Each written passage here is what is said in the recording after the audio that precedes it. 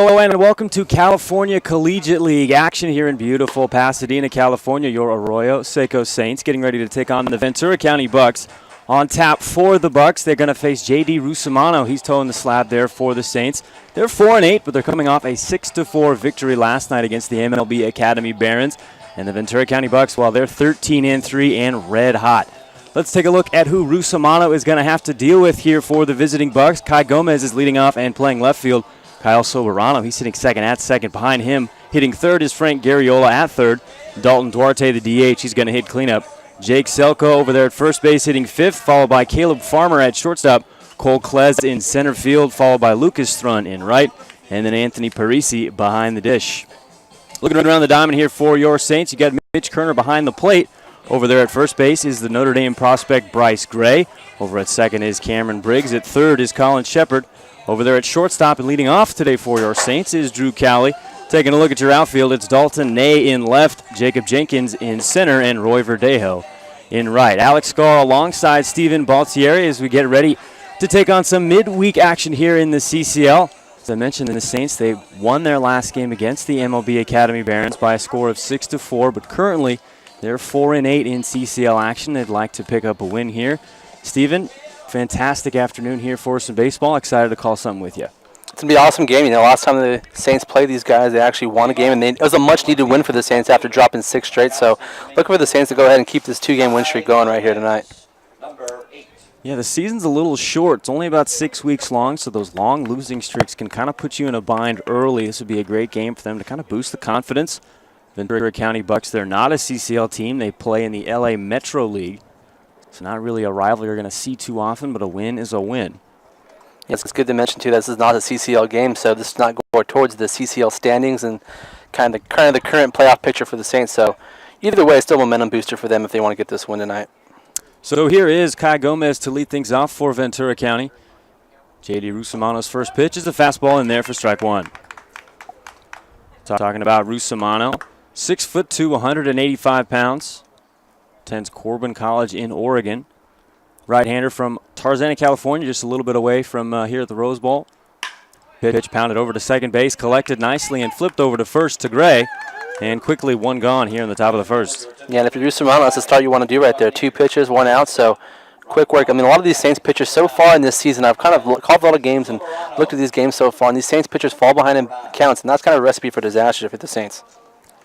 Jumping ahead is always helpful. Keep the pitch count low. There's a lot of arms that can come in here for the Saints, but I'm sure Russomano wants to throw as much as he possibly can. Here's the second baseman, Kyle Soberano. First pitch from Russomano, hit off of Mitch Kerner and foul.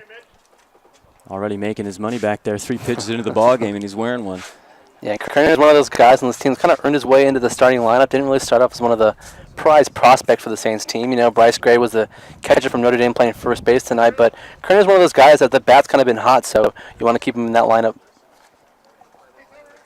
Kerner was on the Arroyo Seco Saints last year, one of the few members of the Arroyo program that was with them a season ago.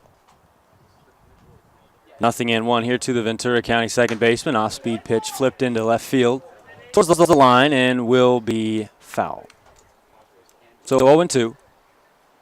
Looking at the dimensions here at Jackie Robinson Memorial Field, I mean, left field is the farthest part of the ballpark, so very, you know, non-traditional ballpark as far as dimensions go on the outfield. Yeah, 374 down the line in left and 364 to dead center. 345 down the line in right. Here's the 0-2 from Russomano.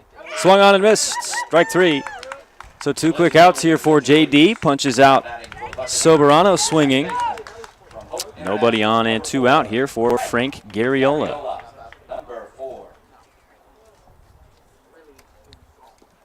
Garriola hitting third and playing third. Product of Hope International University. Hometown of Pasadena, California. Playing in his backyard. First pitch from Russomano, hit in the air into left field. Trailing back is Ney, still back at the track, and that ball is gone. It just kept carrying. Hit way up there. We just talked about 374 down the left field line. Yeah, and that ball looked like a routine pop at the start. I mean, just kind of like you said, kept carrying. Not a lot of wind here at Jackie Robinson Field, but still enough power to get that ball out of here. Well, Frank Garriola opens up the scoring with a solo home run to left field. Talking about Dalton Ney just kind of going back. Hey, it's coming down. Wait, no, it's not. It's gone. Yeah, the ball just really drifted out again, and now we have another behemoth right now at the plate. Behemoth in the form of Dalton Duarte, the DH. He's hitting from the left side. So 1-0 here, Bucks in the first inning. First pitch to Duarte is a strike. Yeah, Duarte is the first game the Saints played the Buccaneers over in LA Valley College. Duarte hit a home run, absolute missile to center field, so you know the power is right there in the 4-hole spot for the Buccaneers. Pitch jammed him a little bit, pops it up towards the third base line. Shading over is Colin Shepard just behind the bag in foul territory, and it pops out of his glove, and then the inning will continue. And that's kind of been the theme for the Saints so far this season, kind of the reason why they're under 500 in CCL play. I mean, little errors like that, they kind of add up, you know. Just you can't afford to do those, and those are just, obviously right now it seems like not much, but if this inning kind of prolongs, it's something that play big dividends. Yeah, you want to help your pitcher out, especially after giving up a home run. You want to bail him out right away, get him back in the dugout, kind of reset. Shepard normally pretty sure-handed over there at third base, but just popping out of the heel of his glove. Here is the 0-2 to Duarte. That's a changeup flipped out. Just another shot for Shepard. Going back behind the bag, well into foul territory, and this time he'll make the catch. So 1 run on 1 hit. Frank Garriola leaving the yard to open scoring for Ventura County. 1-0 as we head to the bottom of the first. Drew Cowley, Christian Moya, and Bryce Gray when we come back.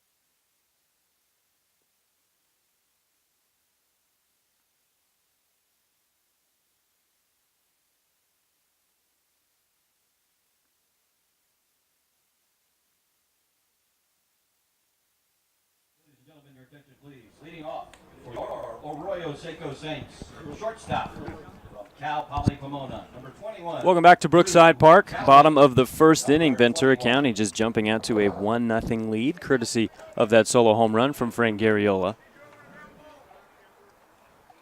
Matthew Sox is the pitcher today for Ventura County. Take a look at the lineup here for your Arroyo Seco Saints. Steven, what do you got? I mean, so far for the Buccaneers lineup, batting leadoff is going to be, for the Saints lineup, right? Our guys, the good guys. The good guy, the guy's down 1-0 already. So it's leading off for the Saints going to be Drew Cowley, the shortstop, kind of a regular mainstay at leadoff spot. Batting second is going to be Christian Roy, the designated hitter from USC. Batting third is going to be Bryce Gray, the first baseman. Batting cleanup is going to be Roy Verdejo from Masters College in right field. Batting fifth is going to be Mitch Kerner, as I mentioned earlier, behind the plate.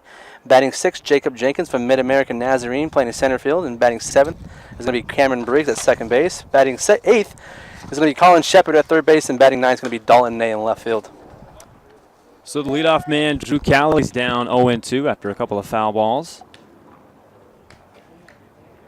Talking about Drew Cowley from Upland, California, product of Cal Poly Pomona.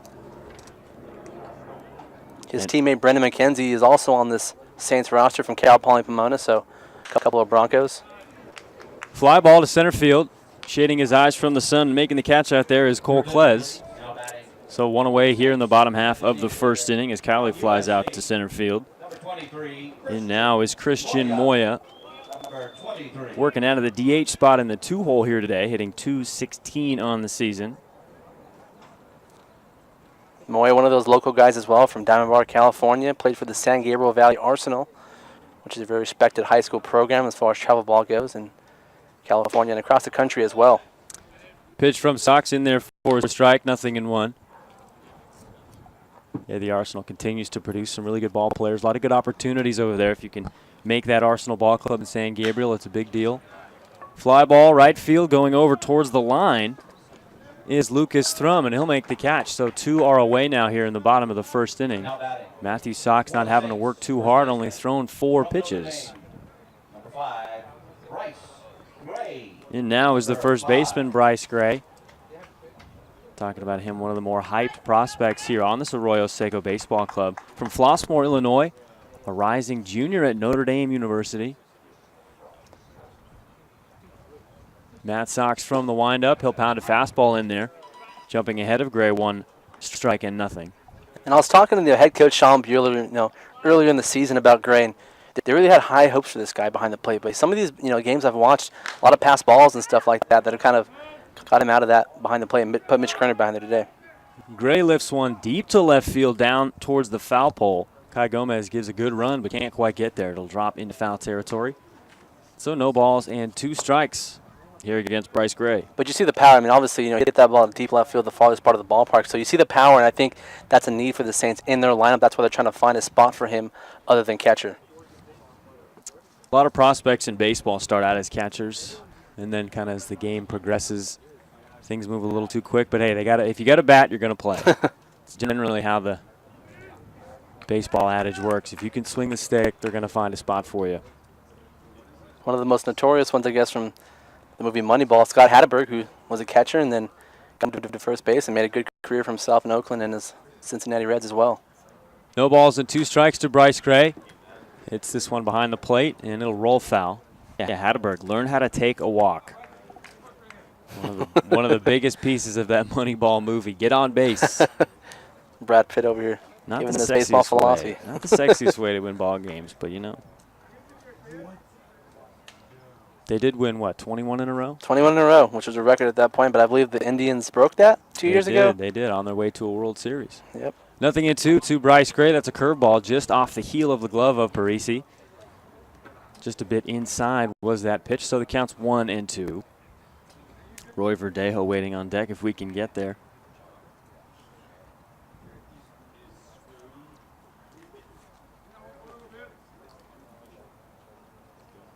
Sox from the windup. Here's the 1-2. That's a breaking ball down. Counts now even at 2 apiece. Bryce Gray not really getting anything started quite yet this season at the dish, hitting just 125. Got himself a couple of knocks in 16 at-bats. Had a chance to see him in Santa Barbara this past weekend. He put a lot more better swings on the ball, so I think he's getting to that point where he's starting to heat up in the Summer Ball League. 2-2 pitch hit foul. Staying alive is the Notre Dame prospect. Can you call baseball players Golden Domers, or is that just football?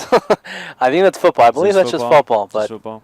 I mean, why not? Summer ball, there's a lot of things that you do in summer ball that you don't do in traditional games. You get weird. If there's one rule about Cal Summer Ball, got to get weird.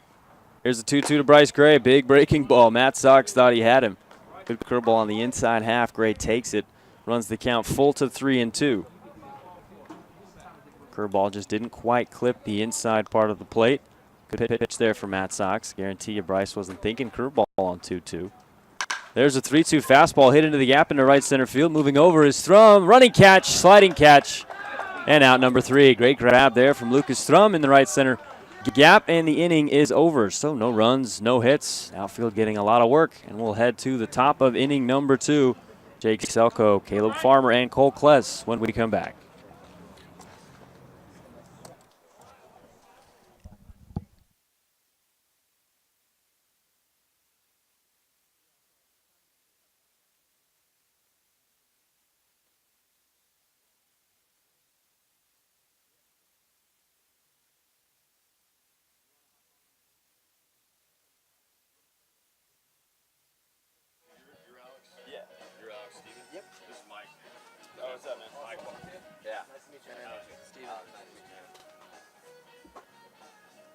When do you want to go on, man? What do you feel like? We go back to back, or we just do one at a time? Yeah, because only one headset. There's only one headset. I'll go on now. Sure. I gotta go. Yeah, Okay, yeah, for sure, yeah. Let's go ahead and make it happen then. How do you say your name? Yeah, up over here. You got it's Dopal. Oh, I sit in that chair? Yeah. No, not quite.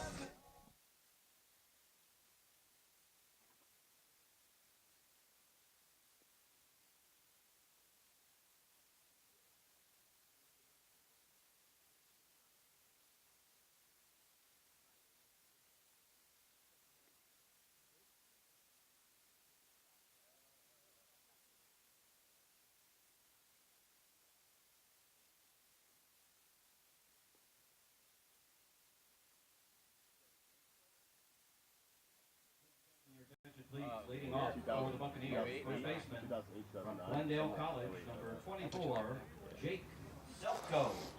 Played at Cal State or East LA, right? East LA College and then Oklahoma State. That's correct. Yes, sir. Welcome back to Brookside Park here, top of the second inning. Special guest here in the booth, Ryan Dopal, a Saints alum, 2008-2009. Ryan, great to have you alongside me.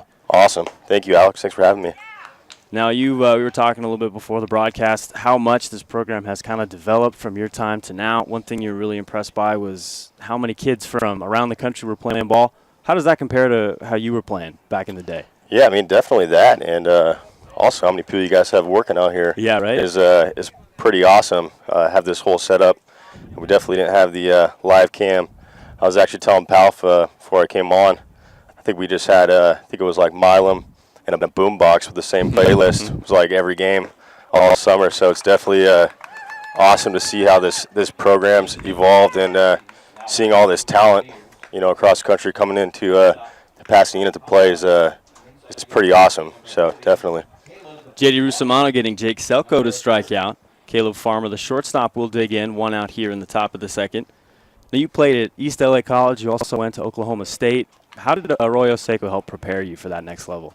Oh, definitely. I mean, just the guys. We're all local guys playing here, but just oh wow. That ball's hit well over the head of Roy Verdejo in right field.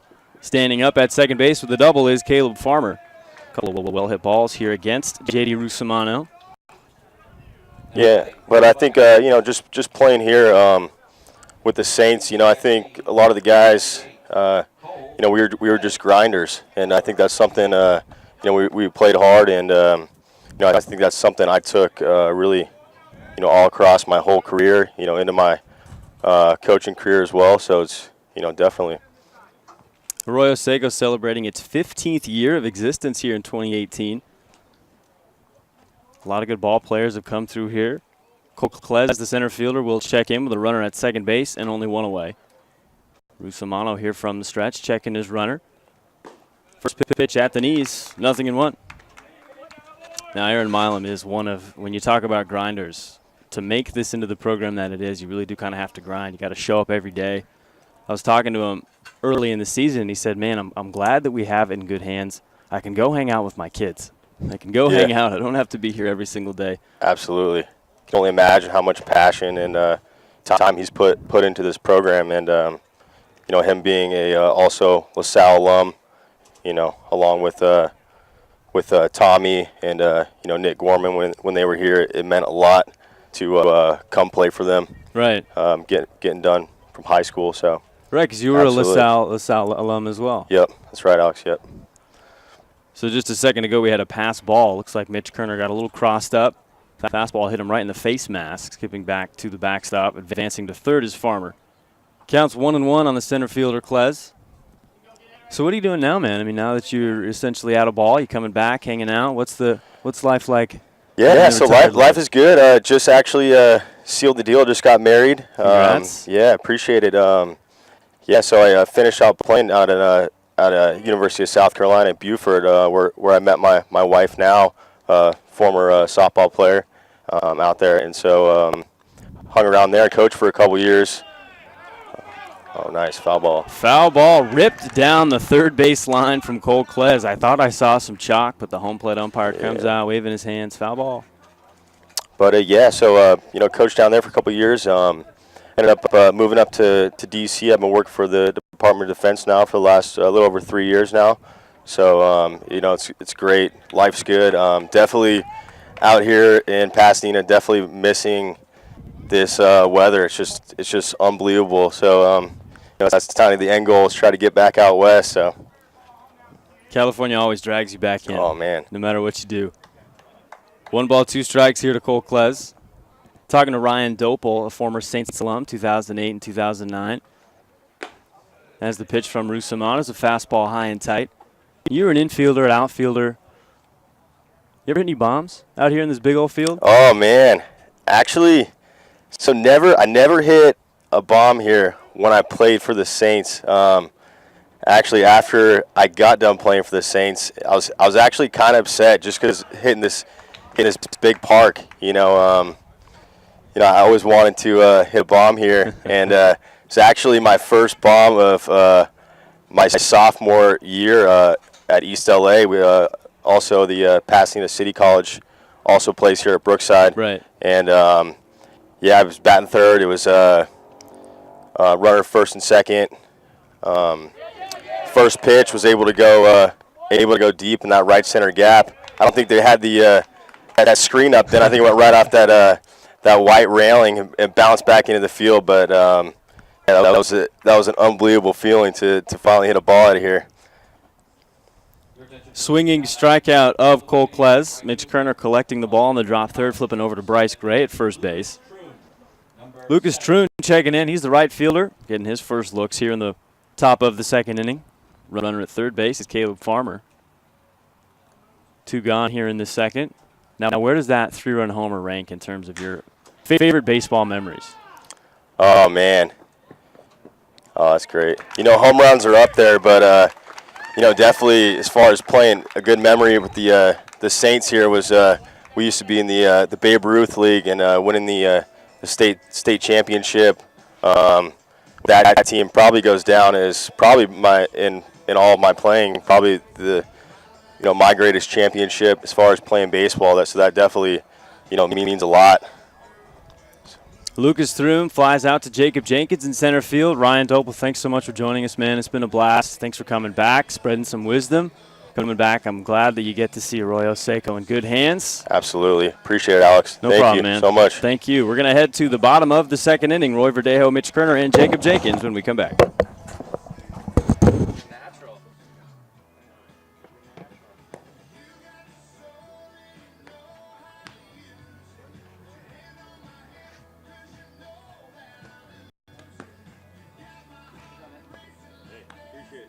Nice work, dude. That was awesome. Yeah, or the bottom two. I can wait till the inning starts. Yeah, whenever you want to hop on, we got you. I'll just go back. I got to roll, dude. Okay. I'll meet you tomorrow. I'm going to the Dodger game with John. I'll work with my parents' house tomorrow. Then we'll teach you tomorrow. Okay. I'll just you up. All right, man. All right. See ya. What's up, man? What's up, man? It's Michael Palpy. Palpy, yeah. Where'd you play college ball? I went to ELAC with Ryan, then I transferred to Arizona and stopped playing baseball. Ladies and gentlemen, your attention, please. Leading off for the Saints, right field there. From Masters College, number 3, Roy Verdejo.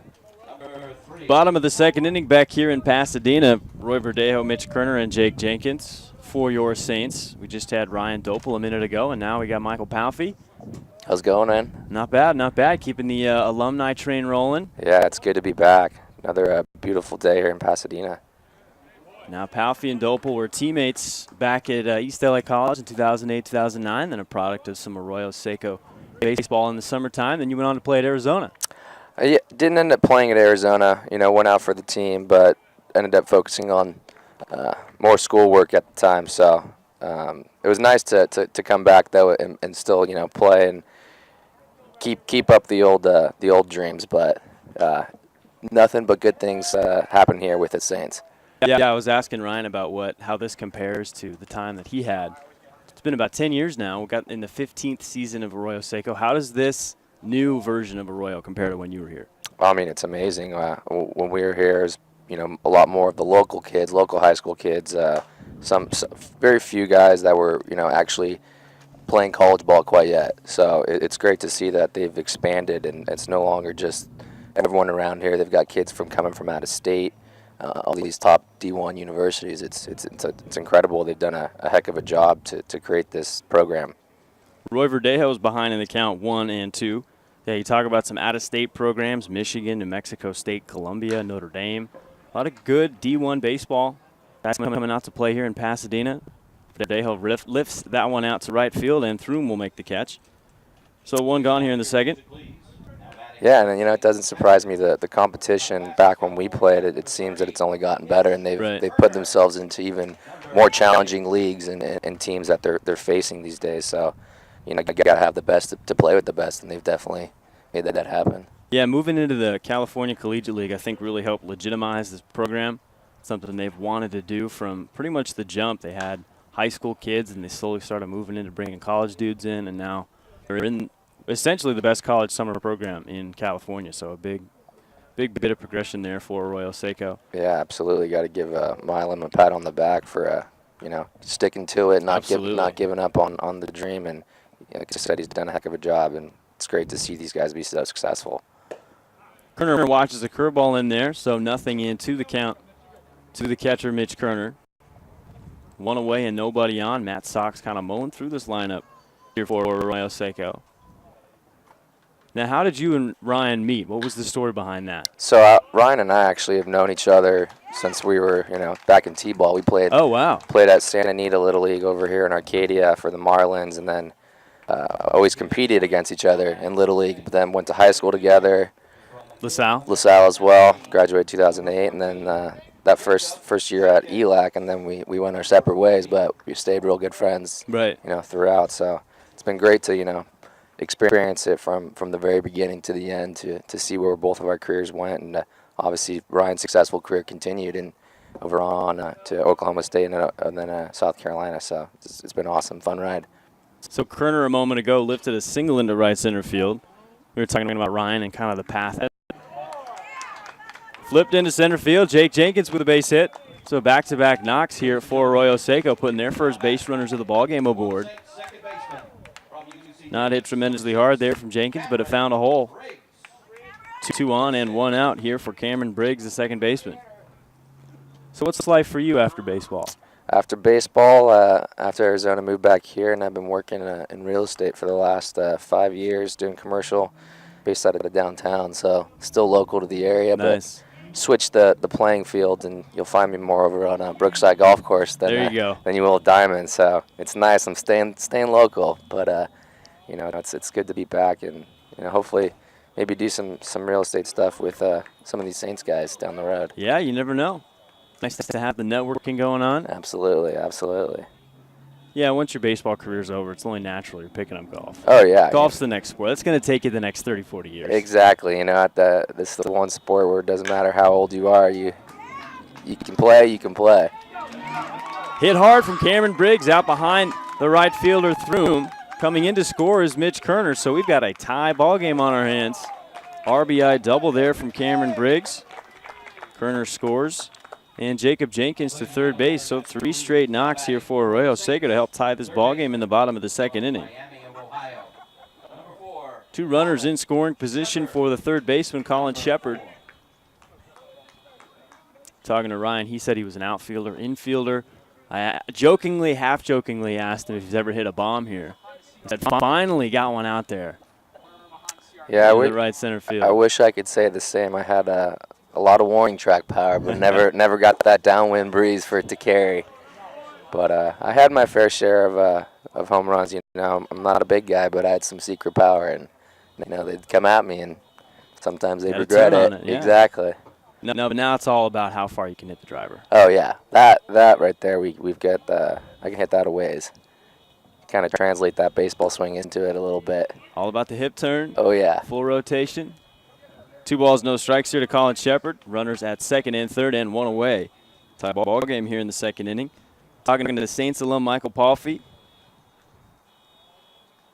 Just got done talking to Ryan Dople, another Saints guy. Now, what brings both of you out here? I'm still local to the area, and it's always nice to come back and just to see how things are. And like you said, 15 years, and from where it was from when we played to now, it's awesome to see. And any way we can help out, giving back and participating in their golf tournaments that they have, just, and we knew these guys from LaSalle, an alumni, so it's we've got a history, so it's nice to stay in touch and not lose track of where it all started. Yeah, now Milam and Nick Gorman and Tommy Stafford, they're not old guys either. I mean, they got to be your age, somewhere around there, early 30s. So when they had you on, I mean, they must have been still just kids, players themselves. Yeah, they definitely weren't as seasoned as they are now. They were definitely still in the beginnings of the program, but even then and now they did a heck of a job coaching us and getting us in the right mentality for every game. And we had a really good squad those 2 years. We lost in 08 in the championship game up in we were up in Northern California. I think we lost to a team from Oregon, and we were a few outs away from going to the World Series in Ohio. Wow. So they're not shy of putting together a good team and making sure we're successful. So Colin Shepard hits a sharp ground ball to second base. Making an appeal was Kyle Soberano. He tried to tell the umpire he caught it on a line. But apparently it hit the ground. That allows Jacob Jenkins to come in to score. 2-1 rather here in the bottom of the second inning as Dalton Ney gets his first crack. That ball's down. 2 balls and no strikes. I asked Ryan the same question. What would be your most fond baseball memory? Ooh, man. This Saints team, and when we went down to San Diego for a tournament, got to go to a Padres game that as well. But just that whole weekend, we played some real good teams, and we struggled in the beginning. But if I recall correctly, we came through out of the losers bracket and took the whole tournament down. We just were relentless, and those guys got us in the right mindset when we were struggling, and we just it's a fun group of guys, and to have a weekend like that, I can't ask for much more. Never say die mentality? Never say die. That's got to start from the top. I know Milam could have had several opportunities to close this program down as Dalton Ney crushes the ball to left field, and that one is gone. Hammered that one. A 2-run home run for Dalton Ney, and the Saints have piled on 4 runs here in the bottom of the second inning. Dalton Ney just turning on that piece and driving it over the left field wall. He's one of those no-doubters. Yeah, that's no easy feat with wood bat either here. That's a long ways down left. Yeah, he's not pulling out the 5-iron. That is a wood bat.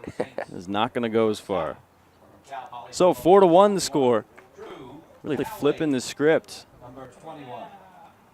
Frank Garriola hit a solo home run for the Ventura County Bucks in the top of the first. And here in the bottom of the second, Kerner, Jenkins, Briggs, and Ney have all come in to score. So 4-1 our scores. We flip the lineup card over with Drew Cowley.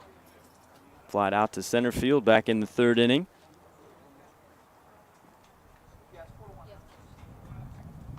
So here in the second inning, we've talked to Ryan Dopel and Michael Palfy, a couple of Saints alums. It's always fun bringing guys back. I know Milam wants to, and Tommy and Nick, they all want to kind of really make this the program, right? I mean, Pasadena is such a rich area. There's not a ton of competition. Mm-hmm. This can be the focal point for a lot of good young LA players to come and play. So I think they're doing a really good job building this program out. Absolutely. It's one of the premier teams, and it's an honor to have been a part of it. And, to any way we could ever help out to continue the success, we're always here for them. 1 ball, 1 strike here to Cowley. And Michael Sox kind of losing, or Matthew Sox rather, losing the command just a little bit. 3 balls and 1 strike here to the Saints leadoff hitter. 4 runs scored here in the bottom of the second inning. Kerner started it off with a base hit single, and Jenkins followed him with a knock. As Drew Cowley will take ball 4. So yet another base runner here for the Saints. Christian Moya, the DH from SC, is going to check in. Now, I imagine you're a Wildcat guy. You probably went to a lot of football games. Oh, yeah. That's a good time. It was a good time, Grew up an SC guy. My dad went there, but, loyalties have changed because it's true. And it's nice to have a little Pac-12 rivalry in the family. Yeah, I grew up a UCLA fan as my dad went there, and then I actually went to UCLA and graduated from there. Okay, yeah, there you go. So Pac-12 running deep, a lot of good football and basketball. Yeah. UCLA, Arizona basketball. Oh, That's the best rivalry, I think. Absolutely, it's always a great matchup. These last year was I think we beat each other on our own home courts. So yeah, it's a lot of fun. Yeah, it is. So meeting on the mound as Matt Sox has surrendered 4 hits here in this inning, and then just walked the leadoff man, Drew Cowley. The pitching coach going to come out and chat just a little bit, make sure everything's all right. Home plate umpire trying to speed things up. Doesn't have time for this. He's got to go back home. Guy wants to maybe get a quick 9 in before the sun goes down. Yeah, you know, twilight rates. It's a heck of a deal. Brookside's a great course. Just a stone's throw away here at Pasadena. We're sitting in Brookside Park and Jackie Robinson Memorial, the Rose Bowl just behind us. It's always amazing because the tailgating lot where the cars park is on the golf course. Yep. Always amazes me they're able to get that playable by Sunday. Yeah. It's unbelievable. It is. They do a great job. Pitch from Sox is pounded over to second base, collecting and flipping over to first to end the inning. Saints will collect 4 runs here in the second, courtesy of a couple of base hits and a 2-run home run from Dalton Ney. The Saints alumni tour comes to a close. Michael Palfy, thanks so much for joining us, man. I really appreciate it. Hey, thanks, Alex. Thanks for having me, guys. Go Saints.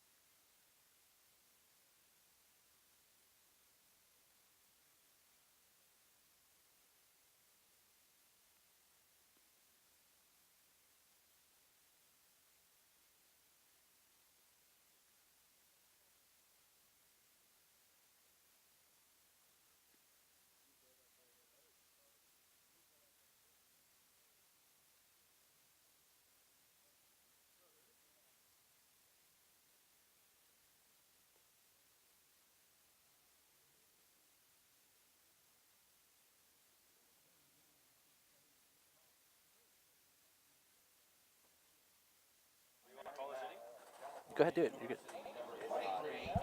Anthony Parisi, number 23.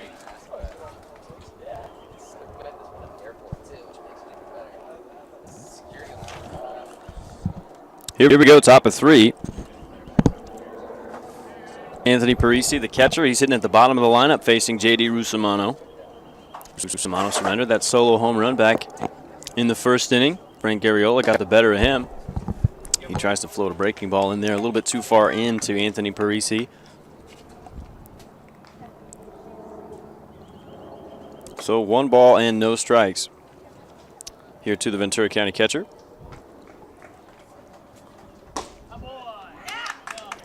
Pounds that one in there for a strike.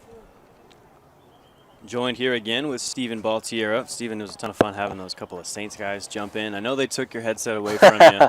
We're all good, man. Give me a chance to go get a water and relax a little bit. But no, it was fun. Obviously, kind of just shows you where this program has been and where it's going. So 15 seasons in, and a lot of these guys come back, and it just shows you that, what Aaron Milam's done and Tom Stafford and Nick Gorman, what they're doing here is also making an impact on the community and the baseball family. Yeah, it's really special to see guys want to come back. Exactly. They're not pushed to come back. They just This Tom Stafford just walked by us right now, always on the move. So dapping us up, being a nice guy. Breaking ball in the dirt. 2 balls and 2 strikes now to the backstop. And I think it's important to mention too that Tom Stafford's one of those guys that really he pushes for the alumni to come back. He wants to embrace them. This is what it's really about. Summer ball. I mean, obviously you want to win. Obviously winning's fun, and the competitor inside you wants to win as well. There's no ball slapped in the gap right there, but. I mean, looking at this team, at this program, it's all about just the memories and the relationships you make overall. So Parisi rips the ball into the right center gap. Looked like he might have had a surefire single, but tries for 2 and will get it. Testing the arm there of the right fielder, Verdejo. So a runner at second base, nobody out. Top of the order in Kai Gomez. Yeah, kind of just getting back to the point, obviously college summer ball is about, it's really about the relationships and the memories and just having fun, I mean, you get over this, a lot of these guys come from D1 schools that it's a rigorous, long season for them. And when they get out of that, they kind of want to just let loose and just kind of play the game and just kind of get their work in. So I think that's mostly what college, when you look at this Saints team and college summer ball as a whole, that's what it's mostly about. Kai Gomez will show bunt, pull back, and then flip it right at the second baseman. Calling in, making the catch is Briggs over there behind the dirt just on the grass for out number 1. So looked like for a second Gomez might sacrifice the runner over to third base, but instead pulls back and then just gets underneath it.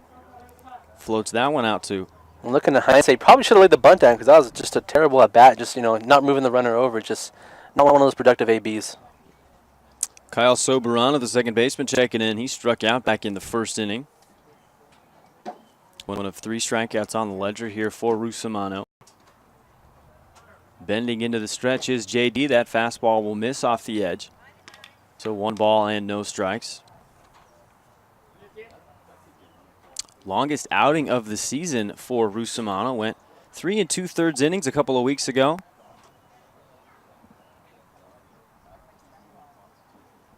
Checking his runner over at second base. There's the 1-0 pitch. That's rolled over, foul down the first baseline. Yeah, and Russomano, obviously there's only 1 run pushed across, but a lot of the ball squared up against him so far in this ballgame. So these Buccaneer hitters are actually seeing the ball pretty well so far. The last outing for Russomano was on the 24th against the Santa Barbara Foresters. Got a couple of outs and surrendered a run, but before that, got the ball against the Conejo Oaks. As I mentioned, went 3 2/3 innings, giving up 3 runs. Here's the 1-1. Broken bat flare over to second base, just over the head of Briggs, coming around, and he's looking to score is Parisi. Ball will be fielded out there by Verdejo, and that's an RBI single for Kyle Soberano. So chipping away here is Ventura County. RBI knock there for the second baseman, chasing in the catcher Parisi. 4-2 our score here in the top of the 3rd inning, and now it's Frank Garriola. Had himself a solo shot.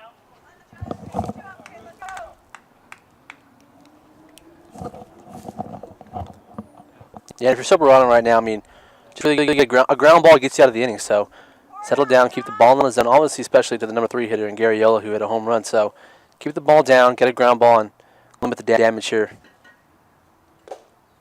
First pitch fastball shoots the knees. So 0-1 against Garriola. Yeah, a bit of a mistaken location there for Russomano. Just kind of let Garriola turn on a piece. Seen a couple of guys hit the ball real far here early. Dalton Ney chipping in a 2-run homer for the Saints. As that ball's hit towards the first base dugout, Bryce Gray going over, calling everybody off. And he'll make the catch in foul territory for out number 2. Right there, that's Russomano. You take a deep breath right there because now you have 2 outs in the inning when running at first base. I know you've given up 1 run, but it's a lot better and a lot more easy to pitch with 2 outs instead of 1. He will face Dalton Duarte, the DH, left-handed hitting beast, I should say. Steven was talking about watching this guy hitting bombs the last time Ventura County was out here. Out there at Valley College in the San Fernando Valley. Yeah, to say he's big is to be an understatement. This guy is an absolute monster. An absolute unit. Pickoff move over to first base. Back in time is Soberano. It looks like his helmet almost doesn't even fit him, I'm being completely honest. It might not. There's no way to be sure.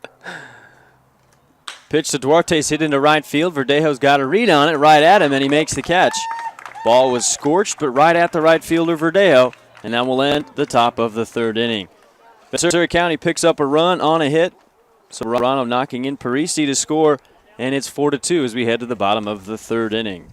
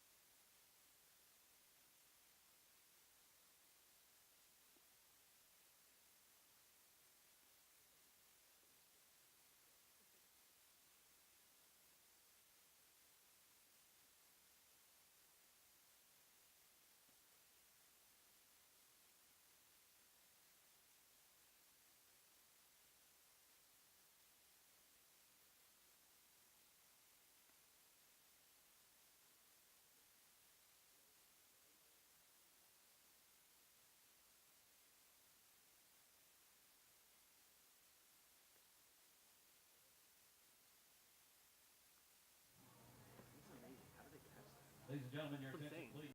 Leading off for the Saints. First baseman from Notre Dame, number 5, Bryce Gray. Number 5. So here we are back at Brookside, bottom of the third inning. Bryce Gray, the three-hitter, will check in. New arm on the mound for Ventura County. It's Matt Barbaro. We were talking about Dalton Duarte being a big dude. How about this guy? 6'8", 240 pounds from Cal State San Bernardino. First pitch to Gray's a fastball up. 1 ball, no strikes. I mean, just looking at him on the mound, he looks like he's about 10 feet tall, so if you're Gray, it does not look too good out there. You want to step in there? Not a chance. I'm about 5'5", so he's twice my height. Ground ball to third base. Nice dig over there, making the play. Long throw to first, and quick out number 1. So a nice play over there at third base. Making the snag was Garriola, flipping over to first base. And 1 is retired here in the bottom of the third. I know this team's an affiliate of the CCL and the Ventura County Buccaneers, but just looking at them in BP, looking at their BP, a lot of guys hitting a lot of guys hitting the ball out of the ballpark in this pitcher right now. And Barbaro, I mean, this team is more than capable of beating any CCL team out there. Just a lot of quality talent going around on this roster. You mentioned they are an affiliate, not an official member of the CCL, but an affiliate playing in the LA Metro League at 13-3 record so far in the summer. So pretty good. As Verdejo takes a strike to even the count at 1-1. Verdejo, one of the hottest hitters here for Arroyo Seco. He's hitting over 400. Oh, excuse me, hitting over 300 at 318. The only man hitting over 400 in the lineup today is Mitch Kerner, who waits behind Verdejo. Kerner's hitting a cool 462. Going back to Kerner and actually Verdejo as well, I mean, these are guys that are not from the most notorious college baseball programs in the country. They're making their staple here in the CCL as for the Saints, and like you said, getting it done right there once again for Verdejo as he slaps that single in the center field. These guys are just kind of those scrappers that there's really just ball players overall. Verdejo muscling that ball just over the reach of Caleb Farmer at shortstop. I think that's the definition of plunking one in there. Barbaro kind of came in on the hands. Able to get just enough of the barrel was Verdejo. Checking in now is Mitch Kerner. As I mentioned, hitting 462 on the season. 6 for 13 played in 5 games with 14 plate appearances, but has 3 doubles already as he swings and misses, nothing in 1. Yeah, I just looked at the standings recently. The first rankings of college summer ball was posted on Twitter, and the Santa Barbara Foresters, who are first place in the CCL, are the number 4 team overall in the country when it comes to college summer league. So you got the Cape Cod, the Northwoods League, which are kind of the crown jewels of college summer ball. The Foresters are right there, number 4 team in the country compared to those teams, all those teams in those leagues as well. So a check over at first base of Roy Verdejo. He's back in plenty of time as Kerner hits one to shortstop, but right through the hole. Caleb Farmer just giving kind of a courtesy show, but that ball was roped. Kerner building on that average. Back-to-back knocks here for the Saints. They've got something cooking. 2 on and 1 out. Jacob Jenkins will check in with Verdejo at second and Kerner at first. Yeah, the Foresters are no joke. They're one of the best teams.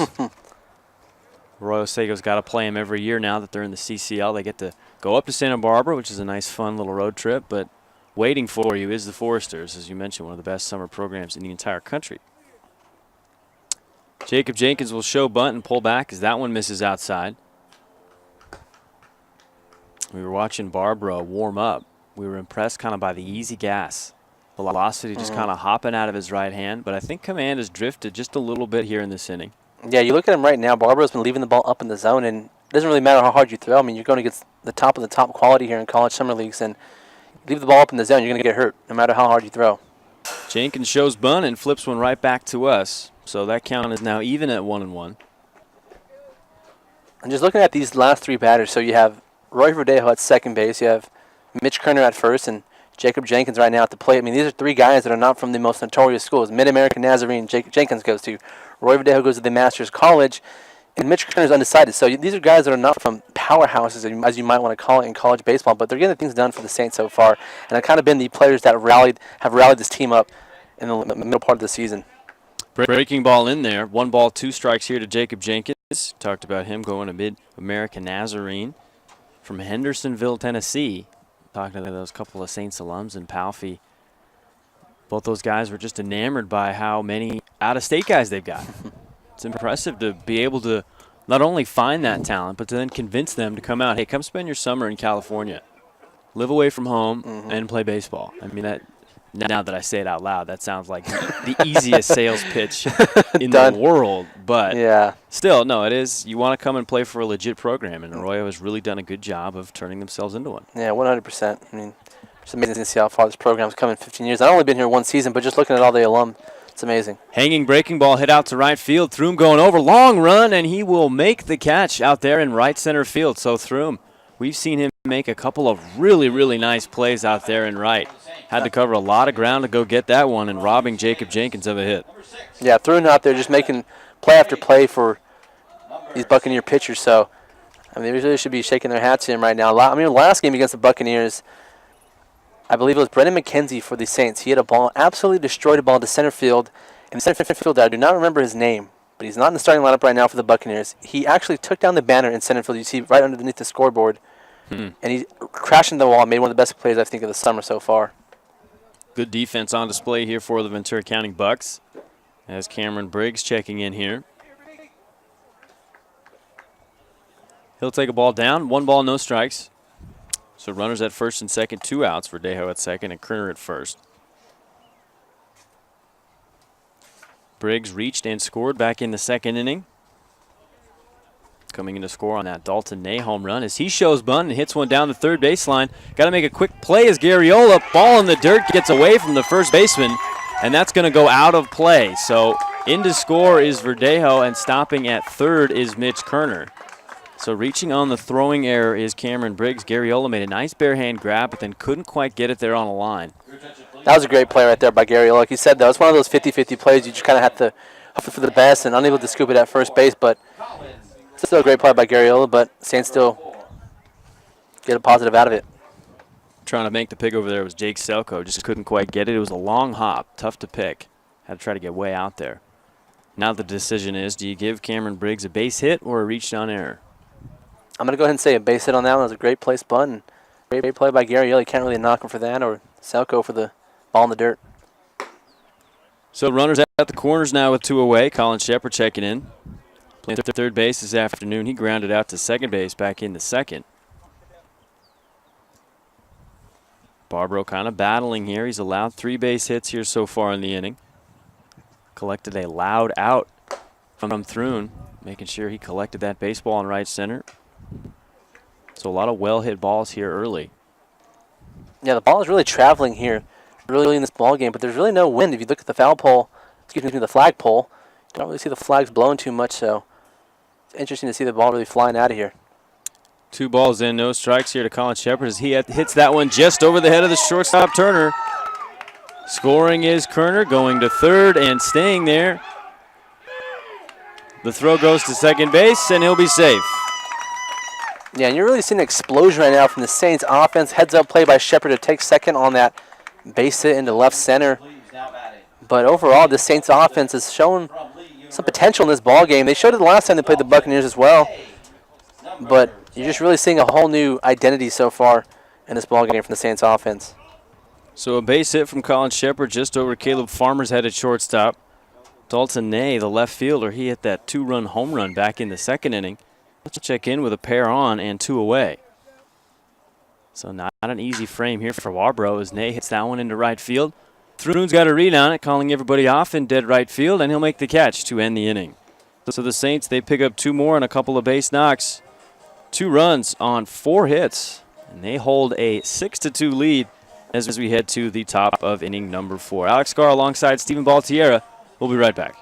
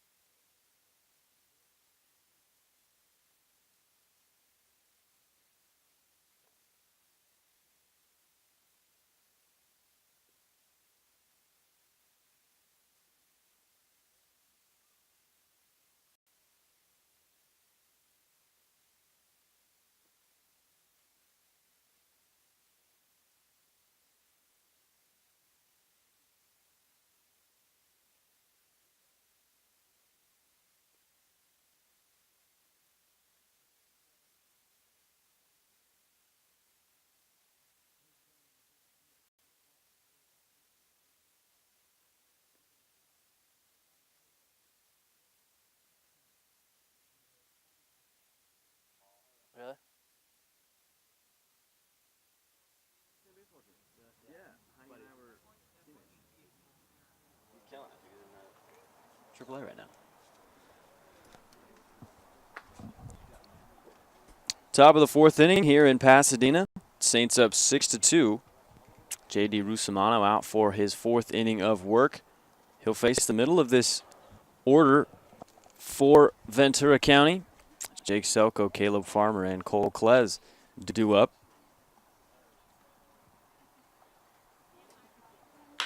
First pitch is smoked out to Verdejo in right field, right at him again, and he'll make the catch. So Dalton Duarte to end the third smoked a ball right at him, and then Jake Selko. Ball's going to find you. Selko turns on one, hits it pretty well, but Verdejo well placed. He'll make the catch on the line drive for out number one. And now is Cole Klez.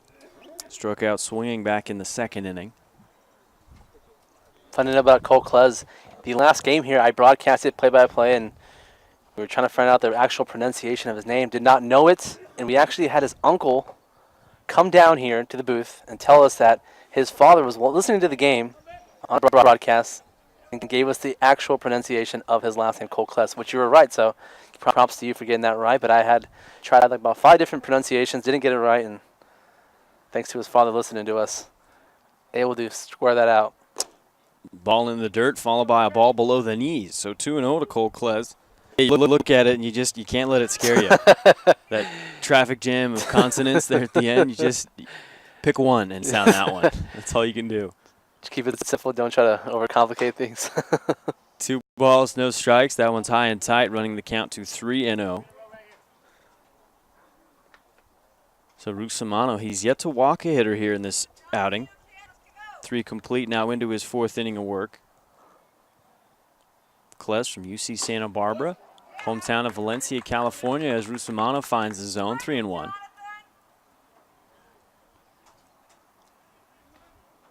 "6'1", 190 pounds is the junior from Santa Barbara. Good place to play baseball. Here's the 3-1 from Russomano. That's hit well down the left field line, but that's hooking foul. So now full count here to Cole Klez, the center fielder.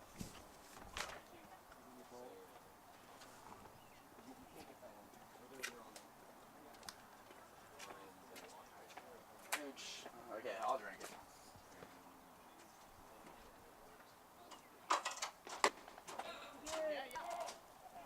So there is ball 4.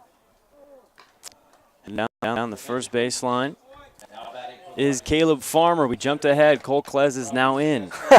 Caleb Farmer was hitting that entire at-bat. It was not Cole Klez. We made all those Cole Klez jokes, and it was Caleb Farmer. It happens.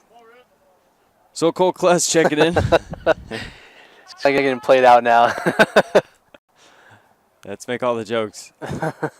So first walk allowed there for Russomano allows Caleb Farmer to reach base. First pitch to Klez upstairs. 1 ball and no strikes. Right now, if you're Russomano, you kind of want to find the zone. You just walked Caleb Farmer, so right now get a ground ball, get back in the dugout, or just get a strike over right now to get that confidence back. Stepping off and looking Farmer back to the bag is Russomano. Yeah, this would be a good time to find the zone, maybe get himself a ground ball that would really kind of boost the confidence in the inning. If he gets through 4 complete, that would be his longest outing of the season. He'll flip over to Gray to check the runner back to first base. Not a bad time for a hit and run. Got 1 out and 1 on. Right-handed hitter in the box. I'm sure Russomano's well aware of the situation. Keeps giving Farmer looks over there at first. From the stretch is the fastball, and there's a strike. So 1-1 the count now to the center fielder, Cole Klez. And I know it doesn't seem like much, not throwing that strike over, excuse me, but the longer you don't throw strikes, you go 2-0, you go 3-0, those counts right there, they start to mess with you as a pitcher in your head, and it starts to become harder and harder to find the zone later in at-bats. 1-1 hit real hard to third base, but a very nice play to Shepard. Flips over to second. It Briggs back to first. A double play. So there was the ground ball. Hit pretty hard, but a fantastic play over there at third base was Colin Shepard, and the Saints are out of the inning. They go to the bottom of the 4th inning, 6-2 Arroyo Seco.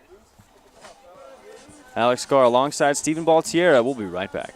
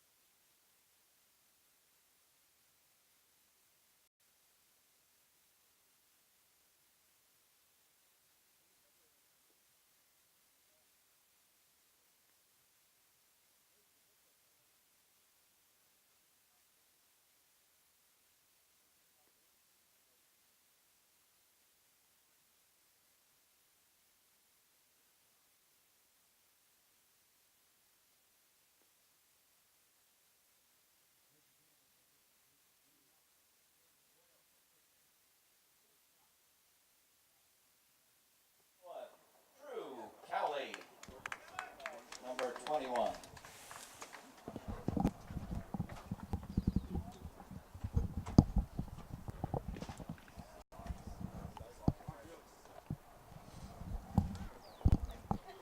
Bottom four, leadoff hitter Drew Cowley to lead things off for Arroyo Seco. Takes a breaking ball from Barbaro for strike one. Cowley walked back into second and flew out to center in the first, so 0 for 1. You know the shortstop would like to get himself a base knock. Hitting .283 on the season as a breaking ball just misses, evens the count at 1 apiece. Cali, as I mentioned, kind of been the mainstay in this lineup for the Saints so far this season. Batting .283 on the season, so not too bad, and kind of been that stable force so far for the Saints. Just really someone who doesn't really have peaks and valleys, kind of just stays the same, and you know what you're going to get out of him every single night. Well, for your infielders on the roster for Arroyo Seco, you've got Drew Cowley and then Colin Shepard and Cameron Briggs. So those are your three infielders right now. And then the only one not playing on the roster is Gabe Chavez. So the infield depth, they've chosen to carry a few more pitchers, a couple extra outfielders. Not a lot of extra infielders. So Cowley, a guy that's going to get a lot of at-bats, a lot of regular playing time as the count runs to him at 2-2. It's important to mention that Gabe Chavez only joined the team last week, so as you mentioned, that depth has been really, really thin all year, all summer. Popped up to second base, making the catch just behind the bag. In shallow center is Soberano, so flying out to second base is Cowley. Christian Moya, the DH, will check in, working on an 0 for 2 afternoon.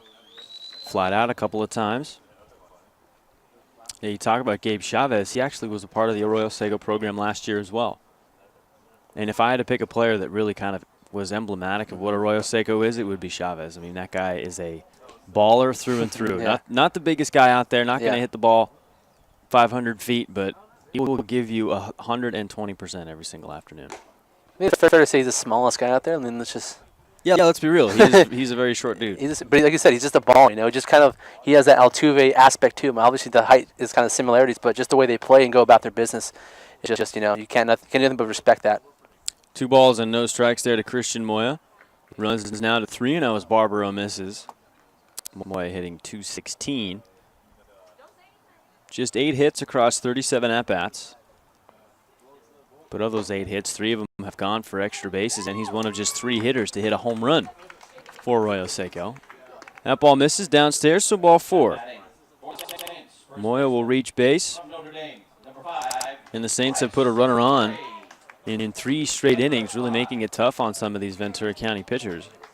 Bryce Gray will check in. He's also 0 for 2. Really hasn't been the top of the order doing much damage. A collective 0 for 6.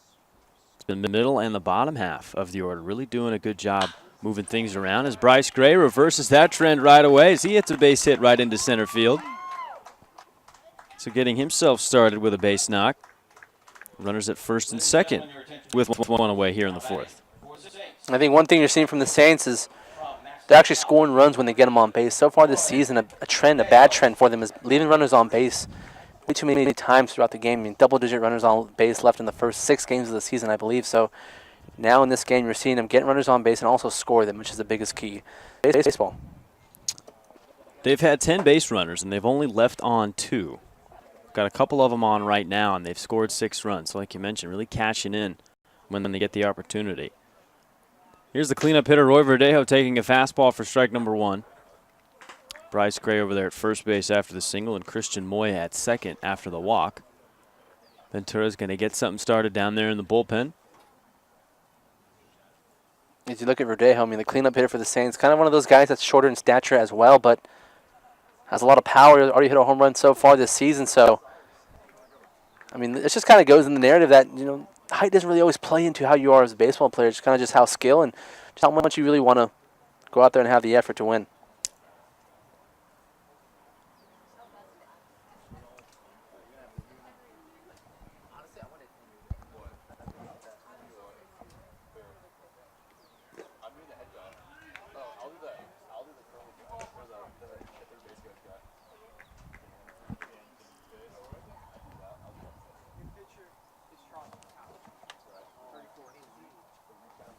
Two balls. Oh, there we go. 2 balls and 1 strike. Audio cut out there for a minute. Sorry about that. 2 balls, 1 strike here for Roy Verdejo.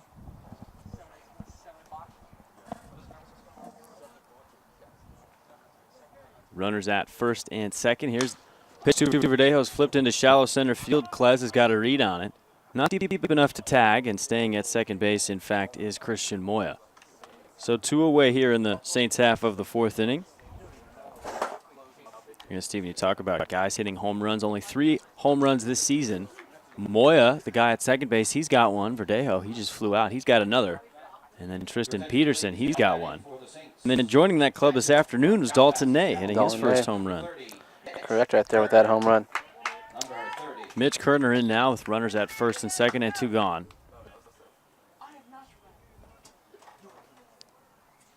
Kerner currently a free agent in the college baseball aspect, looking for his place to play. He was at Emory University last year. There in Atlanta, Georgia. He takes strike 1. It just goes to show, you know, how this team, you know, is. I mean, Mitch Kerner, one of those guys from Emory College, not a big school in Atlanta, so getting it done. Ground ball to third base at Garriola. The flip to first pulls off the bag of Selko, but he'll stick with it and make the tag of Kerner. So the Saints, they get a couple men on, but can't bring them around. They'll carry a 6-2 lead to the top of the 5th inning. Alex Carr and Steven Baltiera will be right back.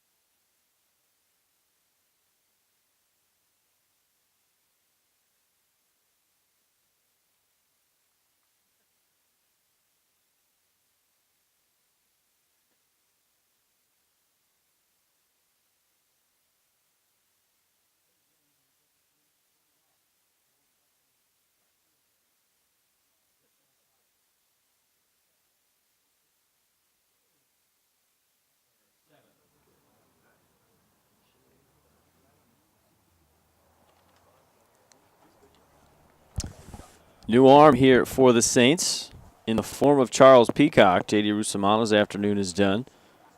Peacock will check in. He's from Dickinson, Texas. Galveston College, also there in Texas. So he'll start this 5th inning for Arroyo Seco. He'll face Lucas Thrun, Anthony Parisi, and Kai Gomez. From the windup is the right-hander. There's the pitch into the number 8 hitter Thrun. That catches the zone, 0-1. Peacock's last appearance actually came against the Buccaneers when an inning in 2/3, surrendering 4 earned runs. So here's a chance kind of even that score against these guys. They got the better of them last time he saw them. No balls and 2 strikes. Quickly here to the right fielder Thrun. Yeah, Peacock, you can already see the velocity on Peacock so far compared to Rusomano. Not that Rusomano didn't throw that hard, but just a lot of velocity right now from Peacock. Ground ball to shortstop, collected easily by Cowley, throwing over to Gray at first base, out number 1. Now batting for the Buccaneers, catcher from Merrimack College, Merrimack University, number 23. So 6-3 on the put out for out number 1. Anthony Parisi, the backstop, he's in now for his second plate appearance. Parisi hit a ball very hard back in the 3rd inning with an RBI double.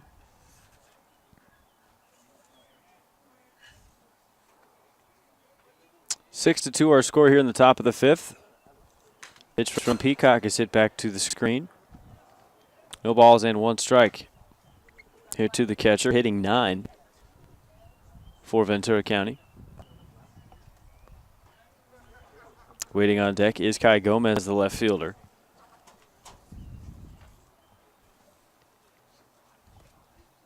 No balls and 1 strike here from Peacock. That ball's downstairs, 1-1. Sun's starting to set here in Jackie Robinson Field, so look for the shadows to kind of play a role as far as the hitters. You can see right now the shadows kind of in and out right now between the pitcher and the batter's box, so could play a factor in the middle part of this ball game. 1-1 for Peacock's a fastball in there for strike 2. So Steve, you're talking about the velocity there from Peacock. It's a bit of a jump from Rusomano to Charles Peacock, throwing a little bit harder. These hitters might have a tough time adjusting, at least for an inning. And we'll see where Saints want to go after that. 1 ball and 2 strikes here to Parisi.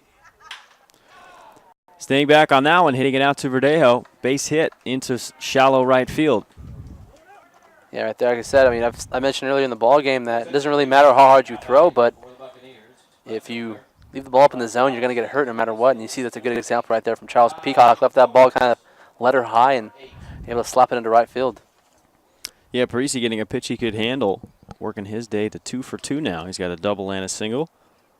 Top of the order here for the Bucks in Kai Gomez. Left fielder is 0 for 2. Fastball misses low and away. So falling behind early, 1 ball, no strikes. Got Thrun behind 0-2. Parisi also behind in the count early. Now falls behind here to Kai Gomez, who hits a shallow fly ball to Cowley at shortstop. He'll collect it without any issue, and 2 away. Yeah, and Peacock right now, it's obviously a good pitch you want to do right there, but at the same time, a lot of erraticness from him right now. So you've seen the ball kind of up and low and just missing his spots. I can see it obviously visibly from right here. So you want to kind of get that, nick down the butt right here in summer ball. This was summer ball's forward to kind of work on those control issues and different things like that. And if you're Peacock, you have the velocity. You just got to work on honing in that control and not missing spots by too much. Here is Kyle Soberano, the second baseman. He takes a breaking ball for a strike. Soberano struck out in the 1st and had himself an RBI single in the 3rd. Runner at first base in the form of Anthony Parisi. 2 gone here in the top of the 5th inning. I really don't want to sound like too much of a pitching coach, but I mean, one thing I noticed from Peacock so far is he's pulling that front shoulder out, and obviously that generates velocity, and that's where you're seeing the velocity from Peacock kind of rise. But at the same time, when you're pulling your front shoulder out, you're kind of leaving yourself open, and you're going to see a lot more pitches drift out high and outside, and just not being consistent with your location. So that's one of the trade-offs right there between trying to create velocity, and as you see right there, as the ball flies right there to the backstop, it's one of those trade-offs. You want to give velocity, but at the same time, you also want to stay locked in and not pull that front shoulder out too much.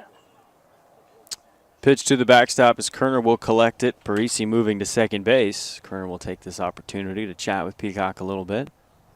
Yeah, one of the old baseball adages, stay closed. It's one of the big things, able to control your command. If you're able to stay closed, stay through the baseball instead of trying to throw it hard.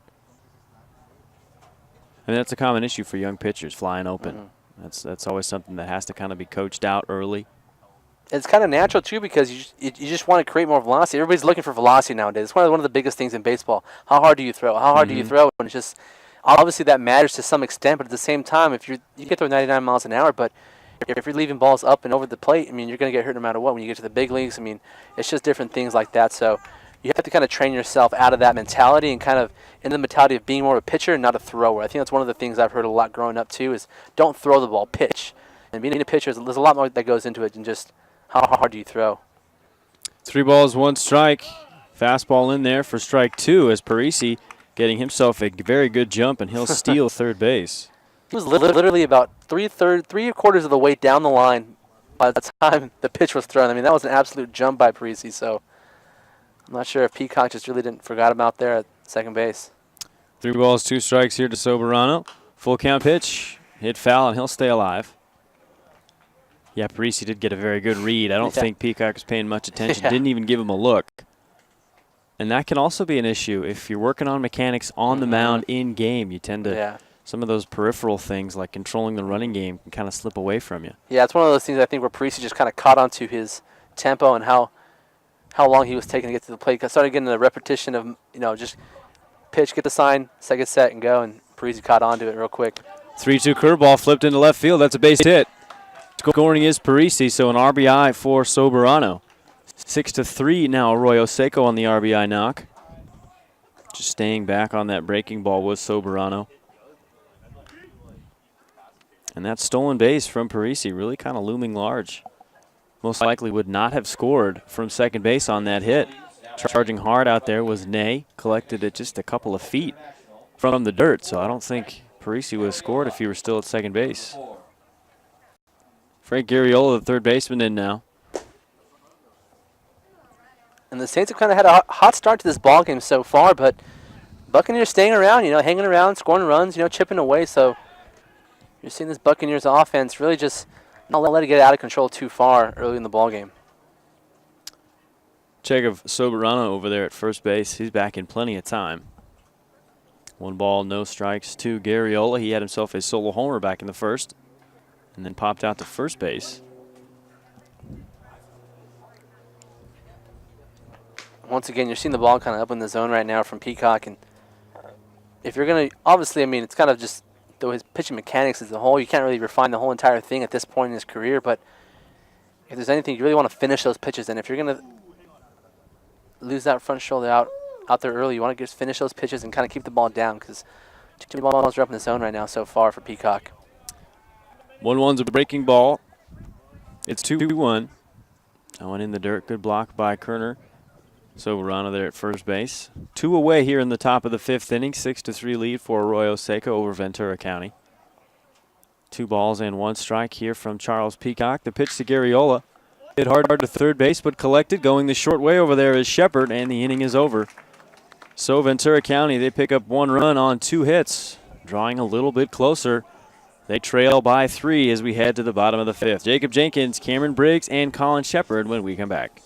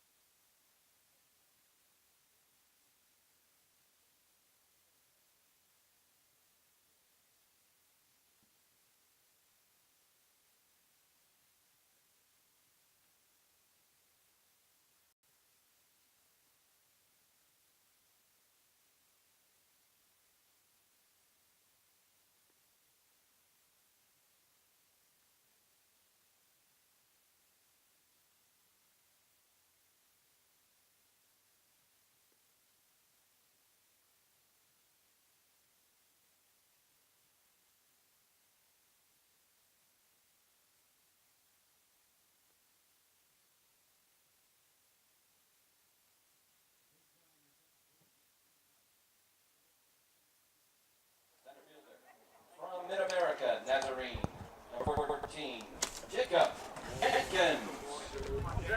Number 14. Bottom 5, and Jacob Jenkins will lead off, the center fielder. He's for 2 this afternoon, had a single back in the second. Also flew out to right field in the 3rd inning. First pitch is a fastball missing outside. So still on the mound is Matt Barbro. Matthew Sox started this ball game, just went 2 innings, surrendered 4 earned runs. In part, the home run from Dalton Ney, the 2-run homer. And Mitch Kerner and Jacob Jenkins also having knocks in that big second inning as the count runs to 2-0 to Jenkins. Jenkins, one of the few two-way players for the Saints team, probably the only two-way player.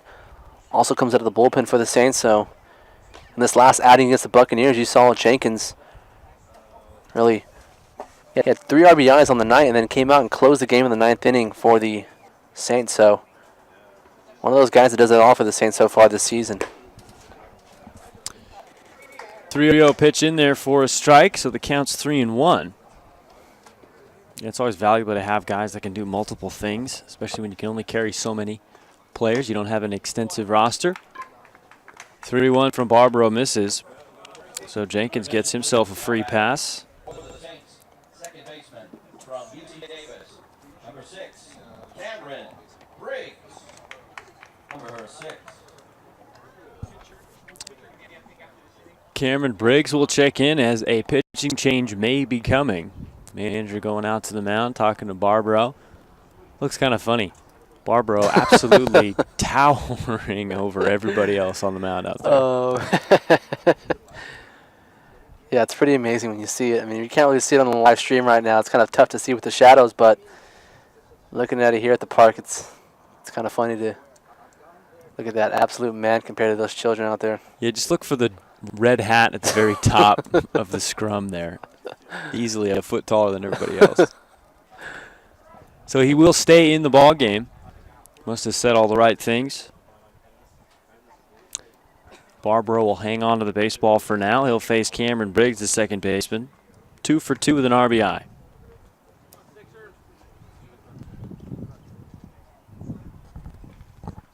Jenkins over there at first base after walking a moment ago. Behind Briggs waits Colin Shepard. First pitch strike. Be a great time for Gabe Chavez to go ahead and pinch hit right here and be able to see Barbaro and Chavez staring down at each other. That would be quite comical, wouldn't it? 6-8 on 5-4. Big breaking ball in there for strike 2. So a good sequence here to Cameron Briggs. Barbaro's got him 0-2. So far in this game, Barbaro's kind of labored through 33 innings of work, but I mean, not too much damage. This game is only 6-3 still at the moment, so he's going to be able to escape, but certainly those innings will go ahead and bite you. 0-2 flared into right field, calling everyone off is Thrun, and he'll make the catch. Been very busy out there in right field. Get another F9 on the scorecard. So first out is Briggs. Colin Shepard checking in now, the third baseman. Product of Miami of Ohio. That's where the great Ben Roethlisberger went. Miami of Ohio. Shepard, Ney, and then Cowley if we can get there. He's the top of the order. Speaking of football, training camp's coming up pretty soon for the NFL. I know it's not really anything related to this ball game, but at the same time, it's always football season. It's always football season. No off season in football. Behind us, a beautiful Rose Bowl with the UCLA Bruins. Your Bruins. My UCLA Bruins host their home football games. Quite a good time. Check over there at the runner, Jacob Jenkins. I actually have season tickets this year to the Rose Bowl game, so nice. We'll watch the Bruins probably lose half of them. You're not wrong. New coach Chip Kelly, though, so we'll see how it goes. Runner taking off is Jenkins to second base to throw down from Parisi into center field. So a stolen base. Therefore, the speedy center fielder moving up into scoring position. Good advancement there from the runner. Basically kind of like we were talking about Peacock last inning. Jenkins just kind of getting his timing down, got the read on Barbaro. Got himself a very good jump. Parisi, even if that throw were on the money, I don't think they had him. I know it's kind of those lackadaisical things that happen in summer ball, but at the same time, if you're a pitcher, you kind of want to work on those. This is the point to work on those things like that, to get those different rhythms in motion and not be repetitive on the mound as far as you get set and go. And little things like that kind of play dividends in summer ball that when you head back to your college, you have those things kind of refined. Good block behind the plate from Parisi. Running the count to 2-0 to Colin Shepard. Yeah, like you were mentioning earlier in the broadcast, it's nice to win. Of course, that's what you want to do every time you play baseball, but there's a lot of individual progression and things to refine here when you come out here. 2-0 ground ball to first base. Speared over there, but no play. Jake Selko just kind of throwing some leather at it, keeping it from rolling into the outfield. But no play on the baseball as Jenkins advancing to third base. Credit Shepard with that base hit. Not exactly fair to give Selko the error. Yeah. Ball was hit pretty hard. He did give an effort to it. Kind of hitting off the heel of his glove. Runners at the corners now for Dalton Ney. Ney with that moonshot in his first at-bat. Over to left field. First pitch is a fastball by his head. Ney getting out of the way in time. It's uncomfortable. Barbaro throwing like we've talked about, throwing pretty hard. Yeah, I don't think if you're obviously I don't think there's any intent behind that by Barbaro, but at the same time, if you're Ney, you don't like that. It's not always fun to get thrown out by at the head. Stay out of my kitchen. Whether or not it's intent or not, it doesn't matter. It's not the most fun thing to endure. 1 ball, no strikes here to the left fielder. He did have that 2-run home run to dead left field. Back in the second inning, it was very well struck. That one finds his own 1-1. We're talking about the dimensions, 374 down the left field line. 2 guys have hit home runs to left field. We saw Frank Arriola leave the yard in the first inning for Ventura. And then Dalton Ney doing it in the second. Those are not cheap home runs. 1-1's a breaking ball in there for strike 2, so it seems like Barbaro, the fastball isn't there, but the breaking ball has been sharp. Leaning on that just a little bit. Always helps to have a pitch you know you can go to if the confidence isn't there in something else. Kind of seeing that with Barbaro and the curveball. Yeah, it's really kind of bailed him out right now throughout his outing in this game. Kind of have that pitch to lean on. 1-2 runner taking off to second base to throw in the dirt, but taking off from third base is Jacob Jenkins, and he will score. So heads up base running there from Jenkins. Shepard took second base. Fielding the throw behind the bag was Farmer. I think he might have had an idea that Jenkins was going. The throw was on the money, but Jenkins a good jump and a fast runner. 7-3 now the score for your Saints. Excuse me for being blunt here, but Parisi, I don't know who exactly he was throwing to over there at second. The shortstop was not even shaded over on the stolen base. So, I mean, you kind of just threw it out there and allowed Jenkins to score from third base pretty easily. So I don't really understand the logic right there by Parisi. Yeah, it did kind of seem like Farmer thought he might be going. That's why he wasn't covering the bag at second. Wasn't expecting a throw. You usually don't want to throw down to second base with a runner at third for this very reason. But the Saints capitalize. 2-2 the count here to Dalton Ney with a runner at second base. Breaking ball breaks too low, running it full. So Shepard singled and then stole second. Jenkins started this inning with a walk and then stole second as well. Advancing to third on the base hit and then coming in to score. Here's a 3-2. Off his foot, staying alive. He'll do it again.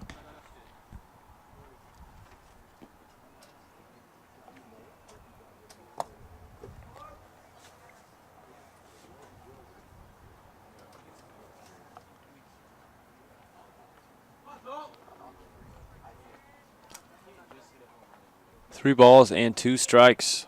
Here to Dalton Ney. The pitch from Barbaro swung and a miss. Good curveball there from Matt Barbaro. And as you mentioned, Barbaro so far leading on that curveball so far in his outing. So, I mean, if it's working, you might as well stay with it. Don't fix it if it's not broken. Big curveball from the 6'8". Matt Barbaro's got a nice 12-6 break. Top of the order now in Drew Cowley. He's 0 for 2 with a walk. And at second base right now is Shepard with 2 gone here in the bottom of the 5th. Step off and take a look at him. Resetting is Barbaro. We're at that point in the ball game right now, Alex, where the game is starting to slow down. Usually happens right here in the 5th inning, where time seems to stay still. Yes, it does.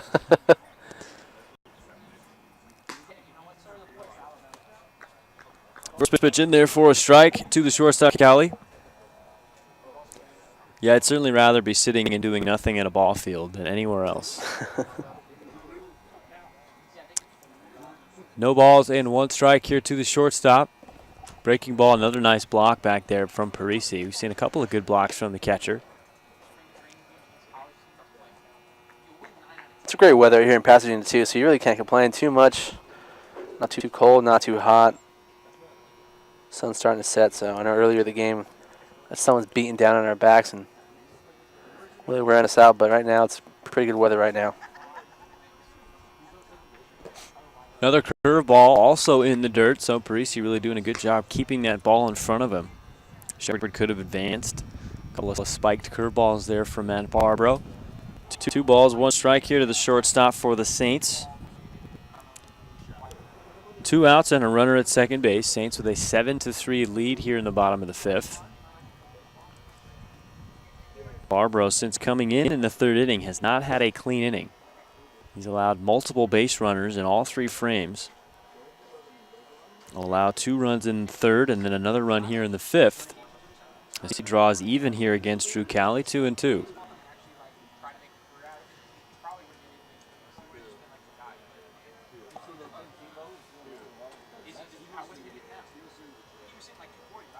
Two-two pitch, swung on and missed is Cowley. Collecting in the dirt is Parisi. Throwing down to first base, and the inning is over. So Matt Barbaro, nice little bounce back after allowing the run to come in to score on the stolen base. Saints pick up a run on 1 hit, and then they lead this one 7-3 as we head to the top of the 6th inning. Alex Carr and Stephen Baltiera will be right back.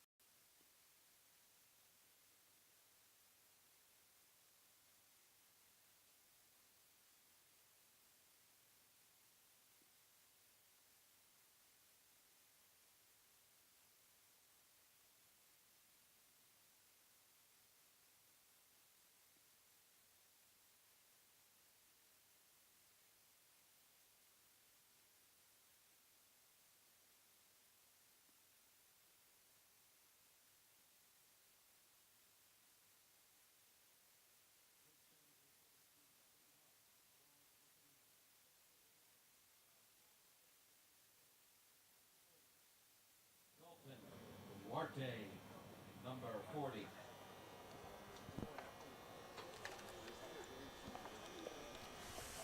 Top 6, new arm here for the Saints. Jackson Bond, the lefty from Dallas, Texas. Redshirt junior at Cal State LA. He'll face the DH for Ventura County, Dalton Duarte.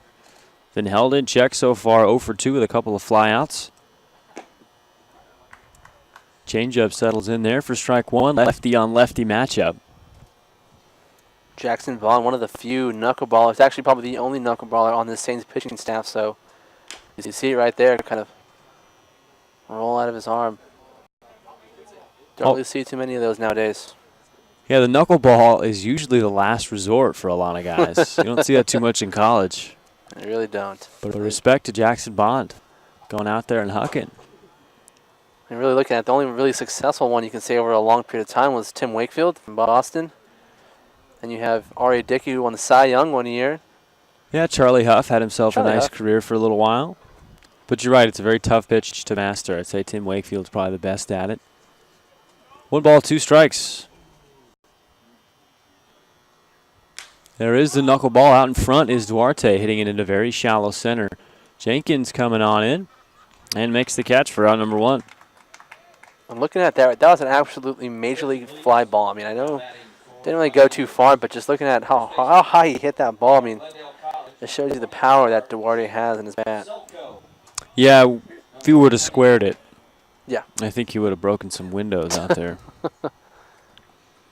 Jake Selko, another left-handed hitter, will check in. 0 for 2 as the big old knuckleball almost finds the zone, but stays a bit inside. That is a tough pitch to catch. It has to be. I mean, I think there has to be a class on how to catch a knuckleball because I think so many catchers just struggle with it, especially if you have a really good one that's just dancing around out there. I mean, hard enough to hit it, but imagine just catching that. It's got to be tough. 2 balls and no strikes here to Selko. Yeah, a lot of catchers who catch knuckleballers, they use an extra large glove. Yeah. They genuinely have a glove dedicated to catching knuckleballers.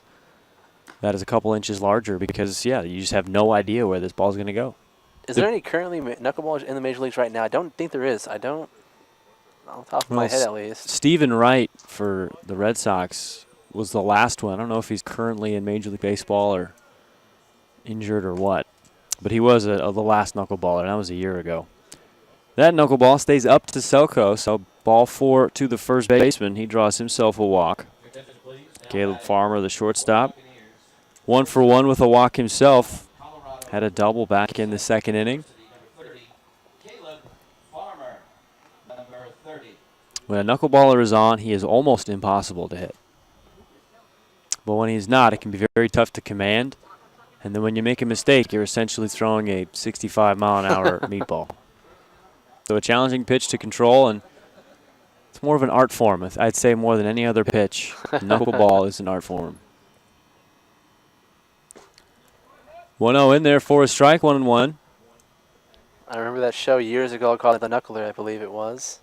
Have you ever heard of that? I have not. You've not heard of that? I think I it was have on. not. I believe it was on MLB Network. Yeah, Doug Flutie, actually former quarterback in the NFL, trying to learn a knuckleball and earn himself a major league contract. No way. Yes, exactly. They had a few. He obviously didn't win it. He did not win it, but they had a few other contestants on the show, and they were all practicing the knuckleball. I forgot who the instructor was. So it was a game show. If you mastered the knuckleball, you pretty much won a major league yeah, contract? you pretty much you had this knuckleball, and Doug Flutie was one of the contestants on the show, trying to master the knuckleball. And if you were good enough, they would give you a major league contract. I believe Kevin Millar was the host of that show. I gotta look it up. I will look it up and get back to you.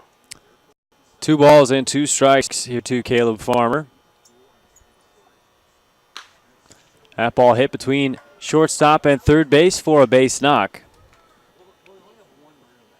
So runners at first and second after the Farmer base hit. For the Buccaneers, center fielder from UCSB, number 28. Cole Klez, center fielder from UCSB, checking in. Number 28. Runners at first and second here with 1 away in the 6th inning.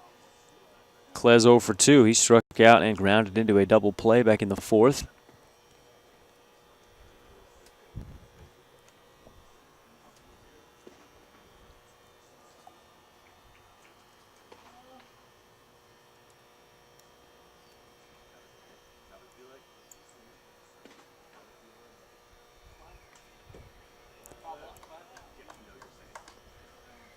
Pitch down is a knuckleball.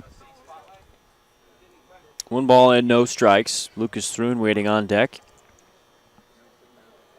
Manager's going to go out and chat with Jackson Bond just a little bit. Knuckleball can be a fickle beast. Getting back to that reality show that was on MLB Network, it was called The Next Knuckler. And Tim Wakefield was actually the coach at that show. Kevin Millar was joined on that show, who also was a judge of.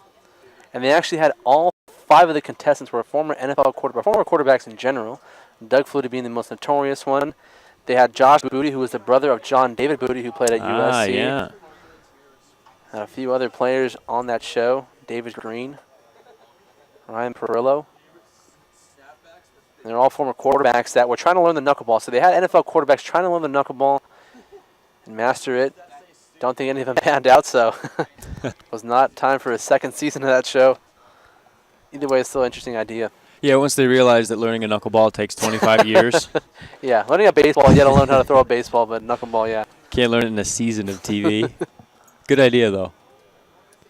Runners taking off from first and second as the knuckleball drops in there for a strike. No throw from Mitch Kerner, so Selko to third and Farmer to second on the double steal. So far by both teams, we're seeing just bad, tempo from the pitches right now. That's kind of let the bases being stolen quite easily, not without any throws on top of it. Ground ball to shortstop. Cut off over there is the third baseman. He'll make the throw to Bryce Gray. And throwing out Cole Klez at first base. For a second, it looked like Cali had a read on it, but Colin Shepard cut him off and made a quick throw. So 2 are gone here on the 5-3 putout. Lucas Thrun checking in. 2 on and 2 out. Run came in to score on that ground ball. Selko will help Ventura County draw a little bit closer as this game is now 7-4. Farmer advances to third base as Thrun takes a pitch outside. 1-0 in there, 1-1. Now batting, right fielder for Whitmore College, number 7, Lucas True, number 7.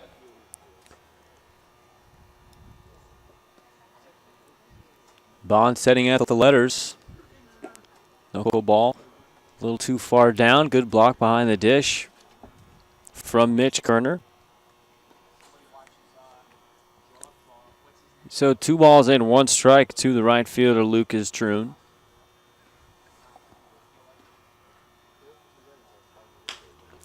Knuckleball rolled over to Gray over there at first base, takes a bat hop and skips into shallow right field. So scoring on the error is Caleb Farmer. And now it's just a bad play right there. I mean, obviously I know the bad hop contributed to that as well, but now that scores another run, and the ballgame's only 7-5 now here in the top of the 6th inning. So Buccaneers are far from out of this ballgame and inching closer every inning.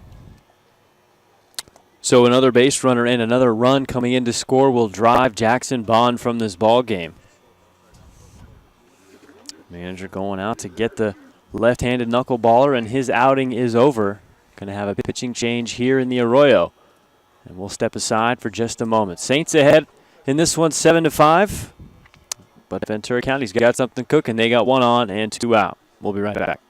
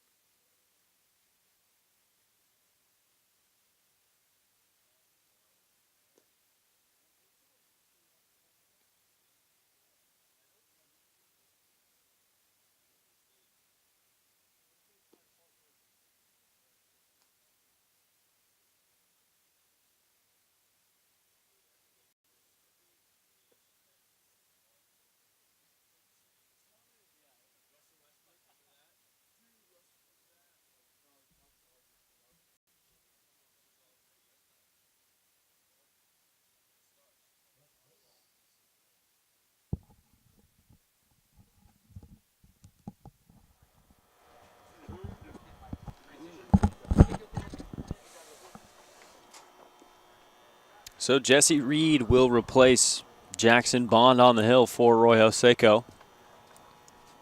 Bond allowed 2 runs, one of them unearned. Responsible for the runner over there at first base. Pitch gets away, advancing to second base is Lucas Troon. He'll take a big turn as Kerner collects it behind the bag. Anthony Parisi, the first guy to face Jesse Reed from Austin, Texas.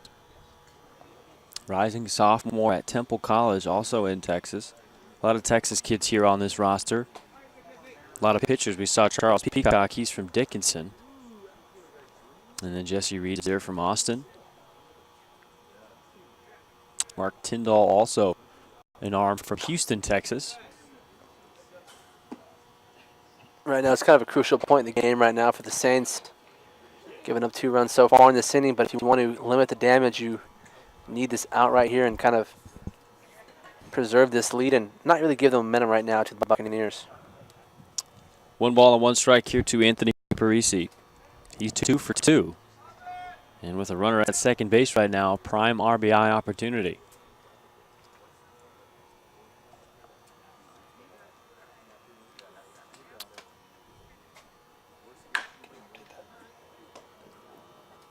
Collected over there at third base. Dancing around the tag, but not for long, is Lucas Troon. As Shepard makes the tag, and the inning is over. We head to the bottom of the 6th inning. Arroyo Seco ahead, 7-5.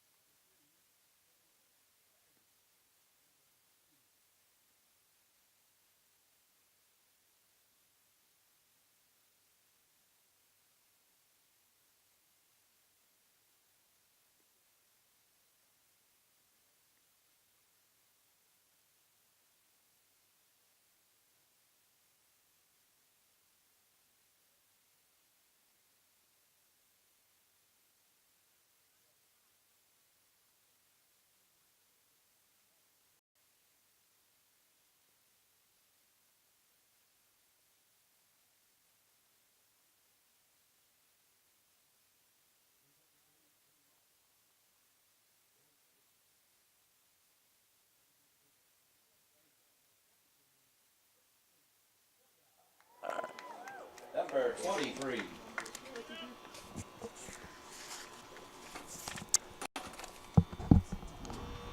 Back here at Brookside is Christian Moya to lead things off here in the 6th inning. Flares one out to Troon in right field. Taking a couple steps to his left and making the catch for a quick out, number 1. Your attention, please. Now batting for the Saints, first baseman from Notre Dame. New arm here 5, Bryce Gray. for Ventura. 5. Shane Leonard, the side armor. 1 pitch and 1 out here in his 6th inning. Slider in there for strike 1 against Bryce Gray. Gray working on a 1 for 3 afternoon. Matthew Sox and Matt Barbaro, the 2 pitchers before Shane Leonard. 0-1 up and away, 1-1. So we saw Jackson Bond in the last inning, the knuckleballer, and now we're seeing the Southern Marine side armor for the Buccaneers. So a little bit of unconventional pitches so far you've seen in this ballgame. 1-1 fastball too high. 2 balls and a strike. Yeah, throwing different looks at you. Saw a couple of traditional right-handers for both teams, and then they immediately go to a guy a little bit with a, like you say, unconventional look. Something else for hitters to think about as that slider swung on and missed. 2-2. See the reaction from Bryce Gray there. That must look like a beach ball. A little bit of a hanging slider. 2-2 the count to the first baseman from Notre Dame. Bottom of the sixth. Saints ahead by a score of 7-5. Pitch from Leonard gets a piece of him. Leonard appealing, saying he got in the way or didn't do enough of a job to get out of the way. But the umpire's not buying it. Bryce Gray hit by pitch. Yeah, I really don't know what Leonard's over there arguing about. That was clearly. There's not a whole lot Bryce Gray could do about that. Yeah, that pitch went behind him. Yeah, so I mean, don't really know what the argument there for, but either way, Gray's on first now. So Moya the fly out to right field to start the inning. And then Bryce Gray getting hit by a pitch will bring up Roy Verdejo. As he flares one out to shallow right field for Troon. Coming in, but getting called off by the second baseman, Sobrano. And Sobrano making the catch. Catcher from Calabasas, California. Number 30, Mitch. So it's Mitch Kerner now. He's 2 for 3. Back-to-back singles in the second and the third inning. And then grounded out to third base in the fourth. 2 quick outs here for Shane Robinson.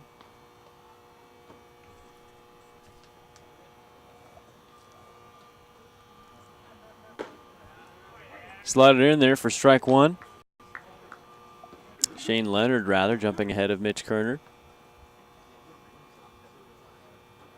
We had Tom Stafford in between innings over here talking to us about the alumni that joined you early in the game, Alex. Ground ball right back to the pitcher. And Leonard will flip over to the first baseman covering to end the inning. So a nice reaction there from Shane Leonard on the mound. And he'll help do it himself. 1 hit, but no runs for Arroyo Seco. 7-5 lead as we head to the top of the 7th inning. Parisi and then top of the order for Ventura County. Alex Carr and Stephen Baltiera. We'll be right back.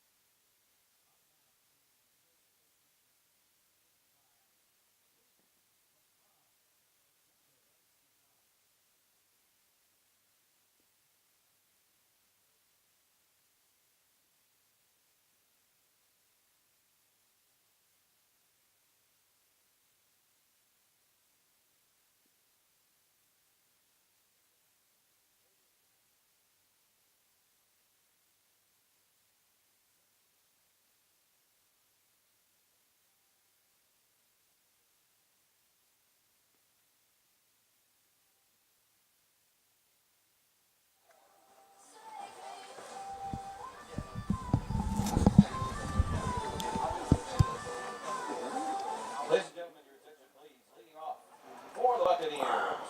Left fielder from Cal State, Dominguez Hills. Number 8, Kai Gomez. Number 8.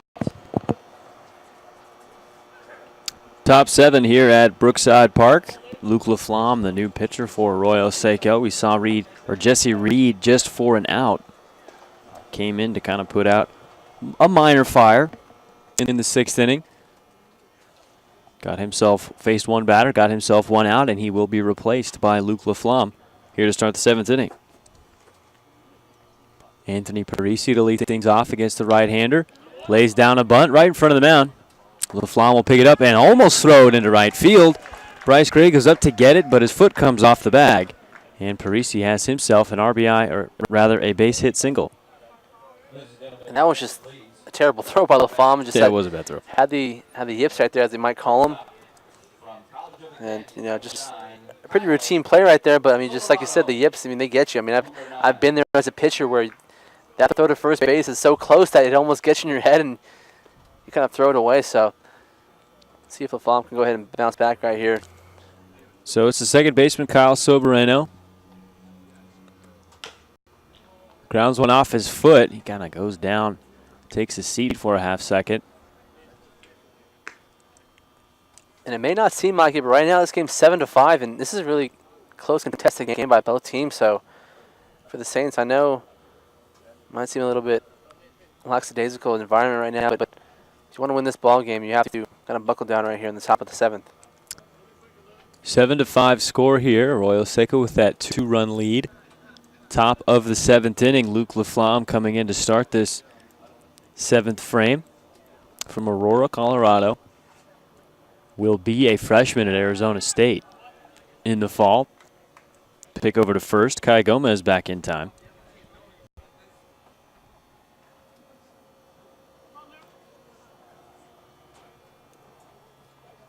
So 0-1 here to the second baseman, Soberano.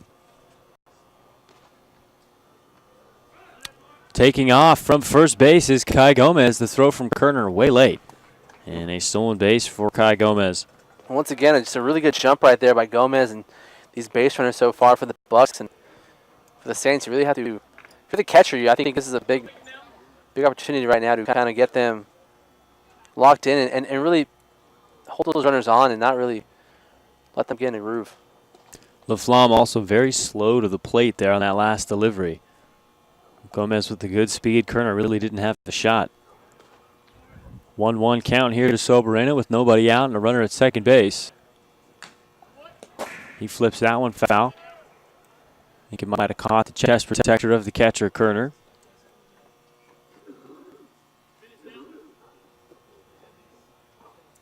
Ventura County in the camo uniforms tonight. Don't really see those all too often, especially in summer ball as well. Yeah, it's more like a travel ball thing. Yeah. 13, 14-year-olds. Not to insult them, but, that's just where I happen to see them. There's the 1-2 for Soberano. Kerner might have gotten crossed up, and, in fact, I think he did. He calls time. Going to go out and chat with Laflamme. There's a little bit of a Little League feel to it, doesn't it? Just a little bit. They're just kind of like T-shirt jerseys with screen-printed numbers. We don't know what their budget is, man. We don't. That's true. You know what? Not everybody can be the New York Yankees. Probably have the flex fit hats as well. And oh, I did not like the flex fit hats. Those are my least favorite. Not everybody can have the new era hats like the Saints. And 2-2. Fastball got him swinging. So a big strikeout there for Luke Laflamme. That's out number 1. Frank Garriola now is checking in. 1 for 3 with a solo homer. Number 4, Frank Garriola. Number 4. Kai Gomez still over there at second base. He reached on a base hit single. Could have charged the air to Luke Laflamme on the throw, but I think Gomez might have beat it anyway. He's over there at second base after stealing, and he's taking off for third. Laflamme steps off, throws over to third base, and they got him. So a big gamble there for Kai Gomez. Trailing 2. He tries to steal third, and he almost had it. I think Laflamme was just about a half second away from going to the plate. And Kai Gomez cut down trying to steal. That's a great point you make there, Alex. I mean, Gomez, like you said, trying to get that early jump once again, and Laflamme was just about ready to go home right there. I think Gomez just left the tap too early, but once again, you see that starting to catch on to these patterns from these Saints pitchers. Fastball in there, strike, nothing in one.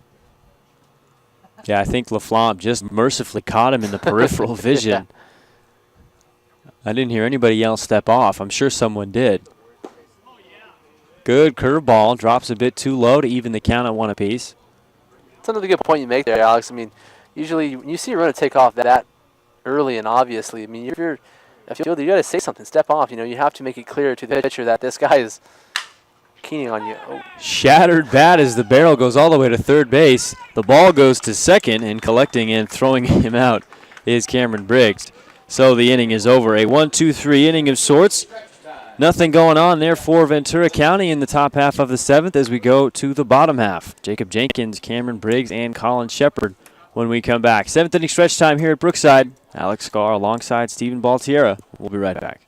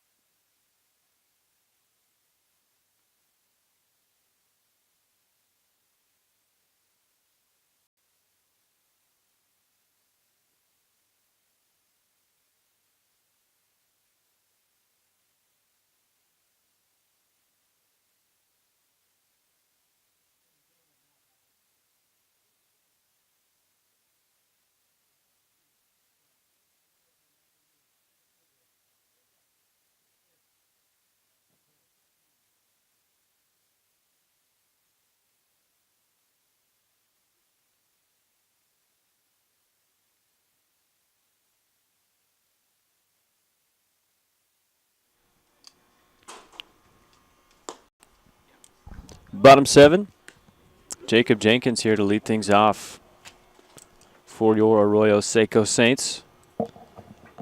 Still out there is the side armor Shane Leonard.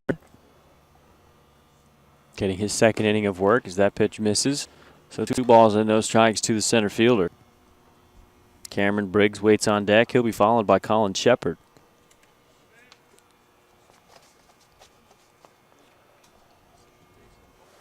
As you mentioned a couple innings ago, Stephen, this game has gotten a little slow as Jenkins pounds that one foul on the bunt attempt. Saints scored a pile of runs in the second and the third inning. 4 in the second, then 2 in the third.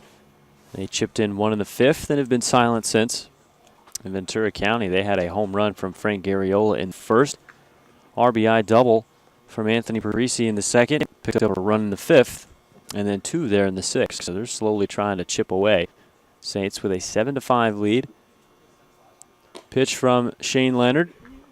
Bit too low, so the count's 3-1. Jenkins has walked once, singled once, scored 2 times. As you mentioned, this game kind of dragging along right here in the middle part of this game. Usually between the 5th and the 7th inning, you start seeing pitching changes, a lot more substitutions. As you put your head down. Just trying to catch a quick nap in the middle of your sentence. Yeah, I understand it's a long day for you and a lot of things going on. 3-2, that one's hit foul. Count remains 3-2 to Jacob Jenkins.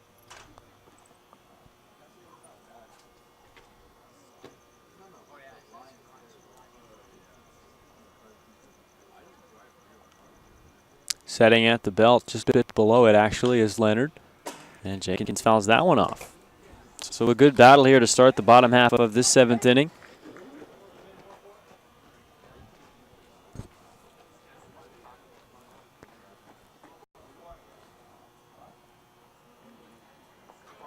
Saints will have tomorrow off, mercifully. They played 3 straight games here this week. as Jenkins is caught looking. So that's out number one on the backwards K. Cameron Briggs will check in. As I was saying, 3 straight games here this week for the Saints. Play the OC Riptide on Tuesday. Played the MLB Academy Barons actually on Tuesday. Oh, right. And then today they're playing Ventura County. High hop over to the shortstop, collecting and flipping to first, so out number 2 quickly. Cameron Briggs, a 6-3 put out.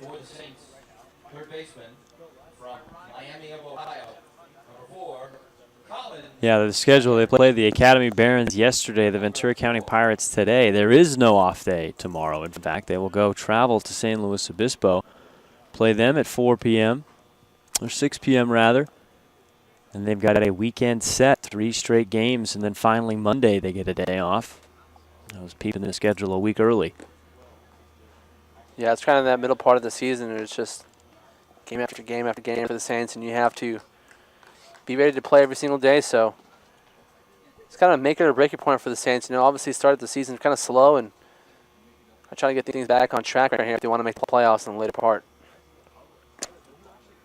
1 ball, no strikes becomes 1-1 as Leonard finds the zone to Colin Shepard.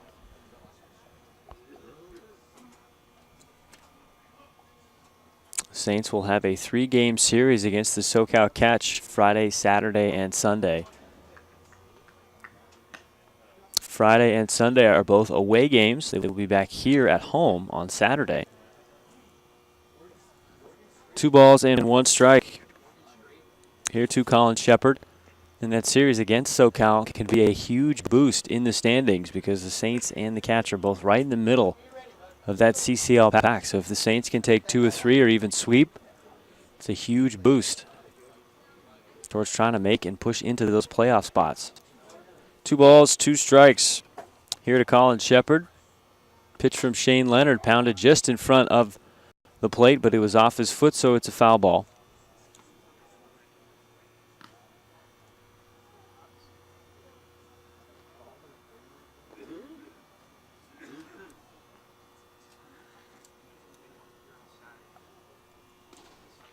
Two balls and 2 strikes.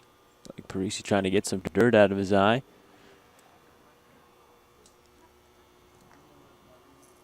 Two outs and nobody on here in the bottom of the 7th inning. Saints with a 2-run lead, 7-5. Here's the 2-2 from Leonard. Breaking ball, drops a bit too low. Leonard started walking off the mound as if that were strike 3. Not quite. Good pitch though. Count runs full, 3-2.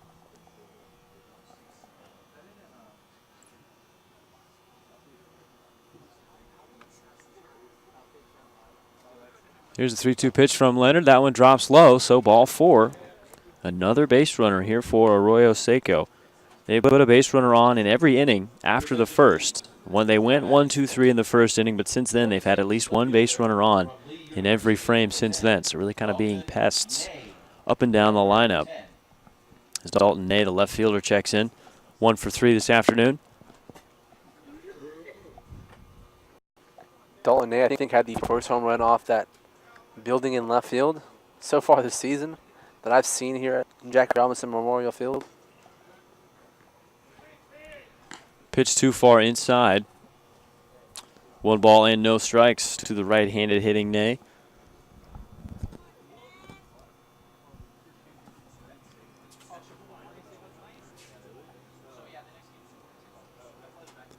Here's the 1-0 to Leonard.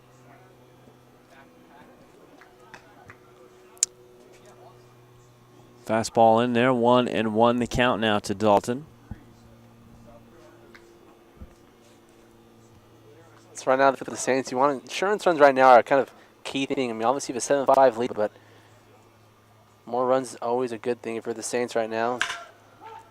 Ney hits one into center field, going back and still back right in front of the track. Making the catch is Cole Klez to end the inning. So 1 hit, 1 man left on, nobody in.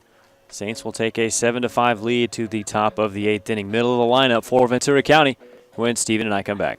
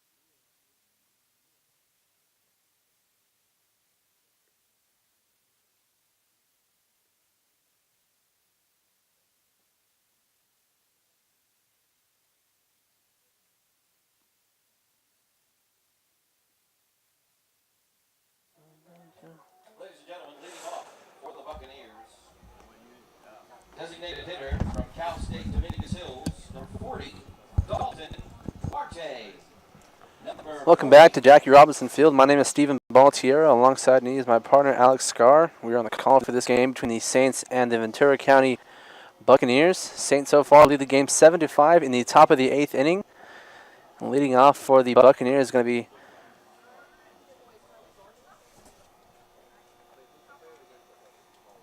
Dalton Duarte. Yeah, didn't you recognize him? That huge mammoth of a man. Yeah, the biggest player on this Buccaneers team by a wide margin so far. Might be the biggest man in Pasadena right now. Unverified, but that's my assumption. As a fastball is in there for strike one. We have a new pitcher on the mound for the Saints. It's going to be Mark Tyndall. Number 24, the right-handed pitcher, as his fastball once again is in there for a strike, swinging. 0-2 the count now here on Duarte. Out of Houston, Texas, so as you mentioned, another Texas native A lot of Texas guys. on this Saints pitching staff. The 0-2 pitch now to Duarte. He swings and misses over that one for the first strikeout of the inning. So one out here in the top of the 8th inning. That's just Tyndall challenging Dalton Duarte. Those are 3 straight fastballs, basically saying, hey, big boy, what do you got? Pounding 3 straight fastballs. And those were hittable, too, right in the middle of the zone. Belt high, and then he kind of goes up the ladder a little bit towards the letters. Duarte swinging through it, so a nice 3-pitch exchange there from Tyndall. So David gets the method of Goliath on that matchup right there. As now it's going to make way for Jake Salco, the first baseman for the Buccaneers. Salco in his last at-bat walked and scored. As the first pitch now is a 1-0 count. Fastball in there. Salco grounds that one down the first base line and foul. So 1-1 the count now here on Salco. Saints trying to go for their second straight win in consecutive days as they beat the MLB Academy Barons yesterday afternoon over at the MLB Urban Youth Academy in Compton, California, as the fastball is up and outside. So 2-1 count now here on Selco. Tyndall's got a good fastball. We were talking about him challenging Duarte, but right there, that might have been the hardest pitch we've seen all evening. 2-1 pitch to Selco as the fastball once again up and outside. So the count now runs 3-1 on Jake Selco. Selco hit a home run here in the last game against the Ventura County Buccaneers over the right center field wall onto the netting you see behind the right field wall. So fastball's in, and he drives that one into the right center field gap. Going to go ahead and roll all the way to the wall as Selco rounds first base. Heading for second, Moya throws that one in. Actually, that was Verdejo into second base, and Selco now has a stand-up double here with 1 out in the top of the 8th inning. Well, you live in the middle of the plate, you're going to get hurt eventually. You saw Selco just kind of stay back. That was a very hittable pitch. Hit that right to the right center gap, put some good wood on it. It was bound to happen. That'll make way now for Caleb Farmer, the shortstop for the Buccaneers.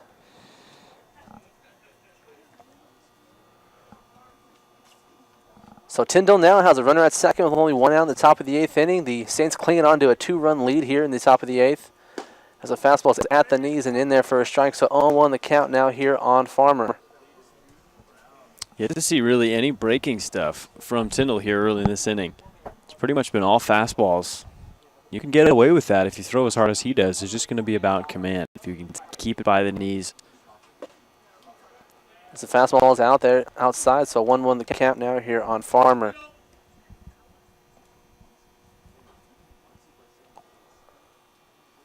So Tyndall in the stretch.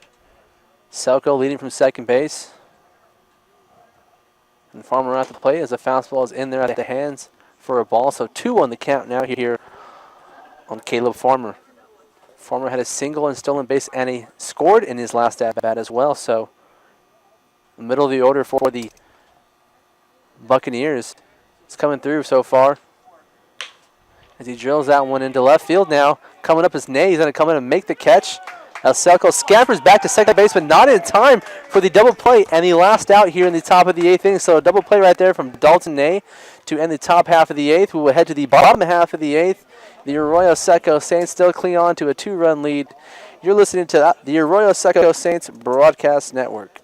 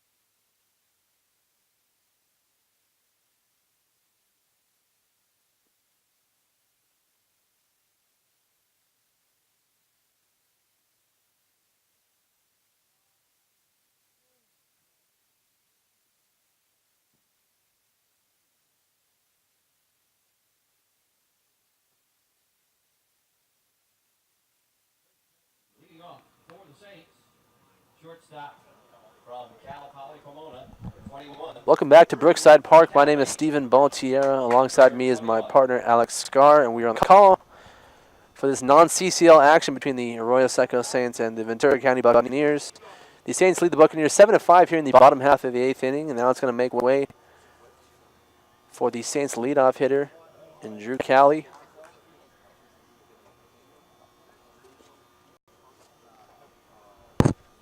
New pitcher on the mound for the Buccaneers, and Brian Duda from Simi Valley, California.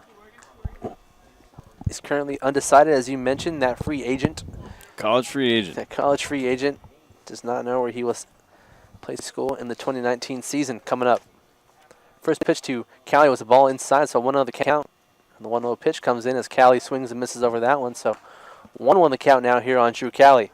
A lot of different pitchers used here for both of these ball clubs. This is the 4th pitcher here used for Ventura, and we've seen Arroyo Seco use 6 arms.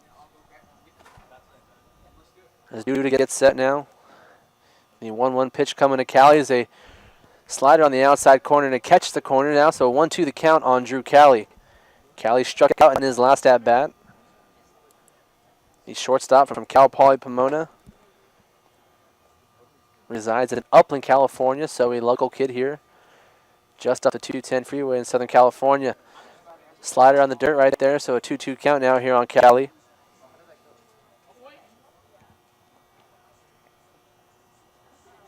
And looking at the Buccaneers, they have one more at-bat left, so going to need to preserve this already deficit and try to get back in the game at the top of the 9th inning. So the fastball is in there, low and inside. So a full count now here on Drew Cali. You're only trailing 2 runs. I mean, the Bucs have chipped away. They were trailing 7-3 at one point. They've cut it all the way down to 7-5. Like you mentioned, you got to trust that Duda can hold this line right here so they can at least have a shot in the top of that 9th inning. So the full count pitch as Cali skies that one down the left field line. Coming in to left field and shading underneath it. As that falls down, as he must have lost that in the lighting as Cali rounds second base, so he's going to be in there with a double. It was a very strange play. It looked like he had it all the way through. And at the very end, not exactly sure what happened, but Gomez, like you mentioned, might have just lost it in the lights. A brutal error there for Duda. He was. So Kai Gomez with the air down the left field line, and Drew Cali now is standing at second base with nobody out in the bottom of the 8th inning.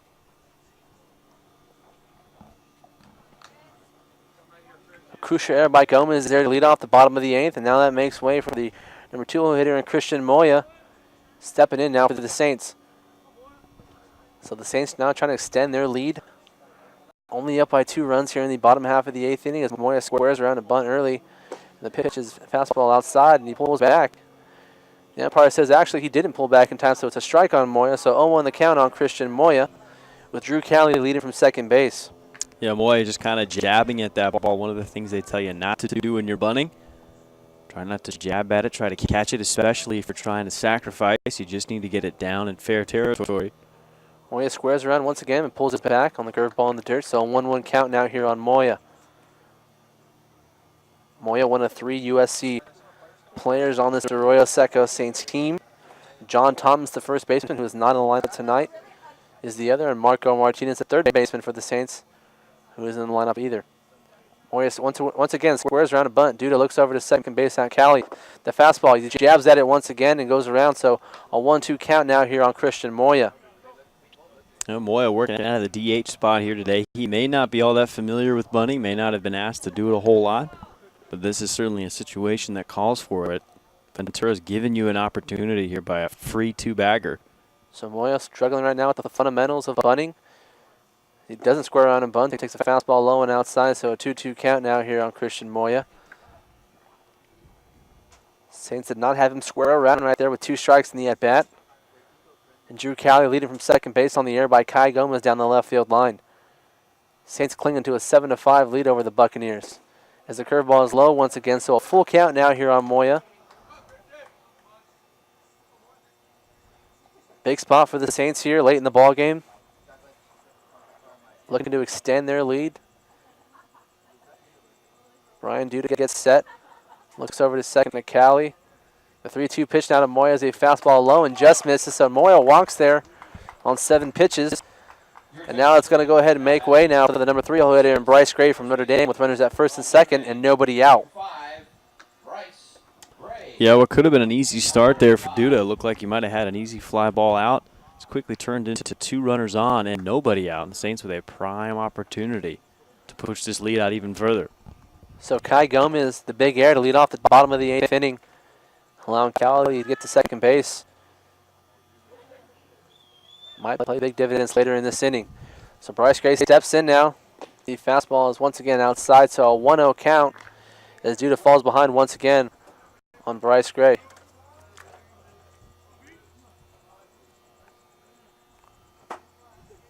As I mentioned, Gray from the University of Notre Dame. His fellow teammate from the Fighting Irish, and Cameron Brown, the pitcher, the left-handed pitcher for the Saints. As Gray grounds that one over to shortstop. Coming up as a shortstop, thrown to second base in time to get Moya is going to be Caleb Farmer for the force out. So 1 out here in the bottom half of the 8th inning now, with Cali moving over to third base and Gray being on first base with the infield, with the fielder's choice. Yeah, Duda got himself a ground ball, but just not quite enough time for Farmer to turn 2. He had to charge in on that ball. Pretty much just one way to go with it. Opts to go the short way to pick up a run, or an out rather. Now they got a runner at third base with 1 away. Sac fly would bring him in. Makes way now for the cleanup hitter for the Saints, and Roy Verdejo from the Masters College. As he digs in with runners at the corners and only 1 out. Duda gets set now. The first pitch of Verdejo is a changeup outside. And for a strike, so 0-1 the count now here on Verdejo.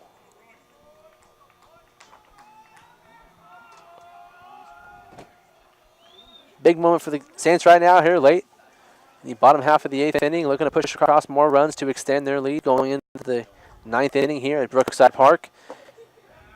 As the slider is in there for a strike once again on Verdejo, so 0-2 the count on Roy Verdejo. Outfield straightaway. Corners are in. Middle of the infield playing back. And double play depth. As Duda gets set now. The 0-2 pitch to Verdejo as he slaps that one down the right field line and out of play.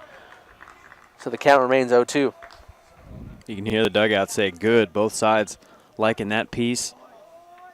Ventura's side thought it was a very good off-speed pitch there from Duda. Saints were liking that Verdejo was sticking alive, making sure that they got another chance to try to bring that runner in from third.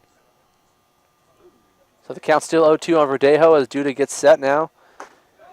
The fastball is high and outside now, so a 1-2 count on Verdejo. You're starting to hear the Saints dugout come alive a little bit. Guys coming towards the railing, getting a little more animated. Like we mentioned, this is a non-league game, but you always want to win, and in situations like this, you want to execute. As you mentioned, big moment right now for these Saints. Important to push across another run here. As Verdejo slaps that one into center field, coming in as a center fielder, Kletz, as he comes up throwing now. As Cali comes in to score, and he's going to go ahead and score as that ball rolls to the backstop. Catcher unable to come up with it. And now Gray's going to move over to second base. So the Saints now have an 8-5 lead here in the bottom half of the 8th inning on the RBI sacrifice fly by Roy Verdejo. So there was that sac fly we were talking about, hoping we could get it. Verdejo just getting enough of it to get it into center field and not too shallow. Give his runner some time to tag up and score. It's exactly what Cali did. And that lead now 4. And as you mentioned, that Saints dugout once again getting animated out there.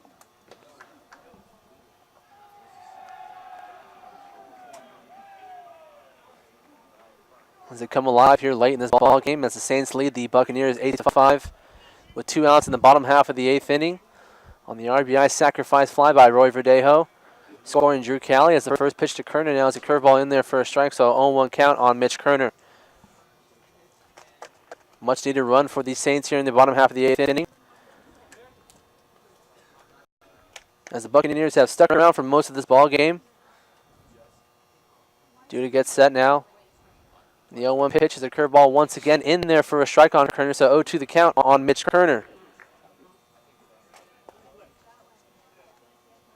Kerner currently undecided on where he's going to play college baseball next season, but previously attended Emory College.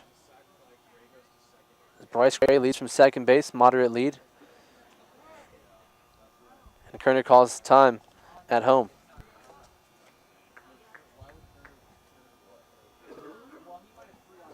As we mentioned, the Saints will be on the road tomorrow night. They will play the San Luis Obispo Blues, who they beat in their first meeting, 14-6. Due to get set now. The 0-2 pitch now to Kerner is a curveball and almost nails him in the head as he quickly gets out of the way of that one. So a 1-2 count on Kerner. As you mentioned, the Saints will be on the road tomorrow night, playing the San Luis Obispo Blues. That game will not be broadcasted, but you can follow it live on Twitter and on Instagram. They will have Friday off, and then they will be on the road once again at Biola University to play on the SoCal Catch. And that will be a 3-game series as Kerner skies this one out to left field. Gomez once again coming in, the shortstop coming in. And Gomez will make the catch here for the final out here in the bottom half of the 8th inning. So the Saints push across 1 run on 1 hit. We will head to the top of the 9th inning here at Brookside Park. The Arroyo Seco Saints lead the Ventura County Buccaneers 8-5.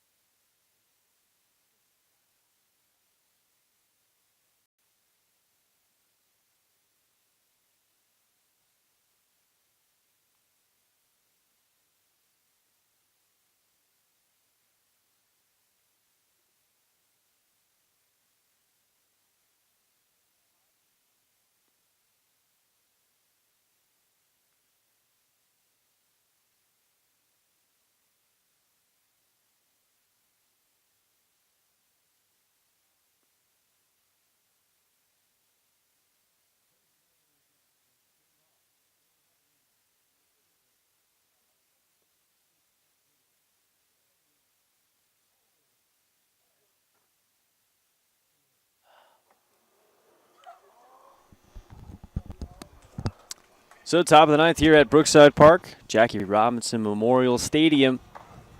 8-5 our scores. Arroyo Seco leads the Ventura County Buccaneers. Bobby Fulkerson in here for the save. It is a save situation, a 3-run lead.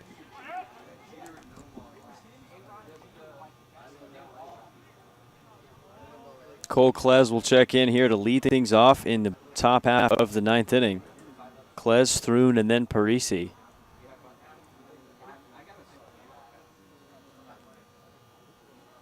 First pitch from Bobby's in there for strike 1. Fastball at the letters. Klez 0 for 3. He struck out, grounded into a double play, and then grounded at third. And as you mentioned, that bottom half of that 8th inning, that was a crucial one for the Saints to kind of make it a 3-run lead here. And obviously, 1 run's not that big of a deal, but it's just a momentum booster, and it does play big dividends later in the ballgame, especially if this game, we don't know how this 9th inning is going to plan out, but it might pay big dividends in this inning right here for Fulkerson. Especially considering they basically gifted them the opportunity. Saints always want to take advantage. Bless you, Alex. Thank you very much. But nonetheless, that's just a big run overall. You need those insurance runs late in ball games. You don't know when you're going to need them, and Saints were able to capitalize on Kai Gomez's air there in the bottom half of the 8th. 1-2 breaking ball just kind of hanging up there. Cole Klez will pick up his first base hit of the evening as he hits that one into center field. Jenkins will collect it. So a bit of life here for Ventura County. Down to their final 3 outs. Hopefully their final 3 outs. Lucas Thrun will check in. He's also 0 for 3. Reached on an error back in the 6th inning. Thrun from Whitman College in Redmond, Washington. I've never heard that college in my entire life, but... Yeah, I actually have a buddy that played his ball at Whitman. Really? Yeah, Jasper Kreuzberg, if you are listening, and there's a absolute 0% chance that you are. But if you are, Jasper, shout out to you, my man. Never know, it might be one of our 21 viewers right now. Nothing in 1. Inside 1-1. 21, you mean 21,000? Maybe, you never know. I think that's what you mean. It's 21,000 viewers. Someday, Alex, someday. Someday. Colt Klez leading off at first base. Lucas Thrun, he hits one into shallow center field. Jacob Jenkins getting on his horse. A nice read from Jenkins in center field as he makes the catch. Hard to sneak up on old Jake Jenkins out there in center. He gets very good jumps, very good reads. Reminiscent of a Travis Jankowski. I'm a San Diego Padres fan and watched Jankowski cover a ton of ground out there, long flowing blonde hair. Jenkins kind of got that whole lefty weird thing down pat, covering a ton of ground. Anthony Parisi, the catcher, 2 for 3. 1 on, 1 out as Ventura trails by 3. Bobby Fulkerson looking to lock down the save. First pitch in the dirt, Kerner with a stop. I was talking in the pregame to one of the interns about Petco Park. It's one of those beautiful parks I have been to recently. Is. Great ballpark, great environment. Big fan. I think it's the best. I've been to a handful. I think it's the best one I've been to. Not too many fans show up to the games, but overall, there's Ouch. It's very true. It's nonetheless, it's still a great ballpark. Great place. Hey, but that's, people aren't crowding you. The fan experience goes up because you have cheaper tickets too. You yeah, can't complain on it. Spread your legs on the rope in front of you because no one's there. Real nice. We'll be able to get front row down the third base line for about $70. You don't really find that anywhere, but Petco Park came in clutch there. 1-1 to Parisi becomes 2-1 as that curveball stays up.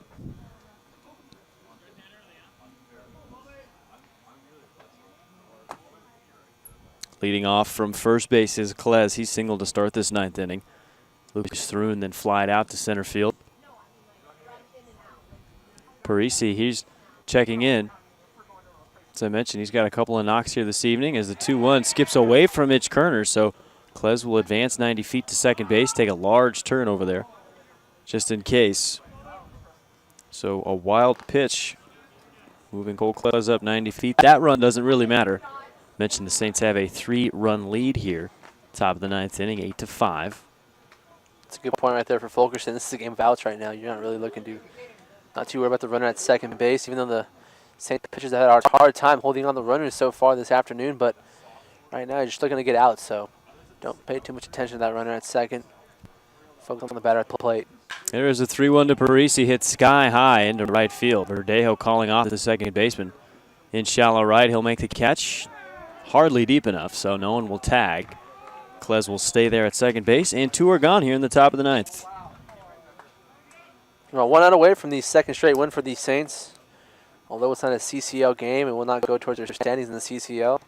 Still a good momentum booster going into this tomorrow night's game, and also the weekend against the SoCal Catch. So you got 4 straight CCL games. This is something you want to see out of this Saints team right now to kind of get them back on the right track. So a defensive substitution with 2 outs here in the 9th inning. Roy Verdejo is getting taken out of this ball game. He gets himself a nice little ovation. It's like what they do in basketball. Usually, the final substitution, they pull you out so you can get the standing O for the. Well, So now it all makes sense. This is Roy Verdejo's final game, so now it does make sense, like you said. Let's hear it for it, Pat. Roy Verdejo, number 3. So, Roy Verdejo, thank you so much for your contributions. As I mentioned, one of the few guys to hit a home run here this summer, one of the best hitters in the lineup for Arroyo Seco. Roy, wherever you're headed, best of luck to you. Kind of on a personal note as well, I've got the chance to talk to Roy between games before, and he's just a really genuine, nice guy out there, and someone who just really is willing to talk to anybody about baseball. So I think you see a lot of this appreciation kind of due to his personality and who he was, not just on the field, but kind of as a person as well. I think this team really respects who he is and what he meant to the Saints ball club this season. Jack Smith will replace Roy Verdejo in right field with 2 outs here in the 9th inning. Kai Gomez, the leadoff hitter here for Ventura County, trying to keep the game alive. He swings and misses at a pitch down low. 0-1. So Verdejo's final game as an Arroyo Seco Saint finished 1 for 5. Had a sac fly RBI in the 8th inning. Also singled and scored a run in the 3rd. So actually 1 for 4 with an RBI. You saw head coach Sean Bueller kind of give him a big hug there at the end. Ground ball to second base, flipped over to first, and that is the ball game. A 3-run victory for your Arroyo Seco Saints. Arroyo Seco 8, Ventura County 5. Saints, as you were talking about, Steven, you said it a couple of times, 2 consecutive victories here for the Saints. Nice little building blocks. I know this isn't a league game, but you want to win. Now you have 4 straight league games to really try to make a dent into those standings. Tomorrow they will go up to San Luis Obispo to play the San Luis Obispo Blues. And then this week they have the SoCal Catch. We're looking at a 3-game series against the SoCal Catch Friday, Saturday, and Sunday. So a ton of baseball coming up. For Stephen Baltiera, I'm Alex Carr. Thank you so much for listening. Saints win this one 8-5.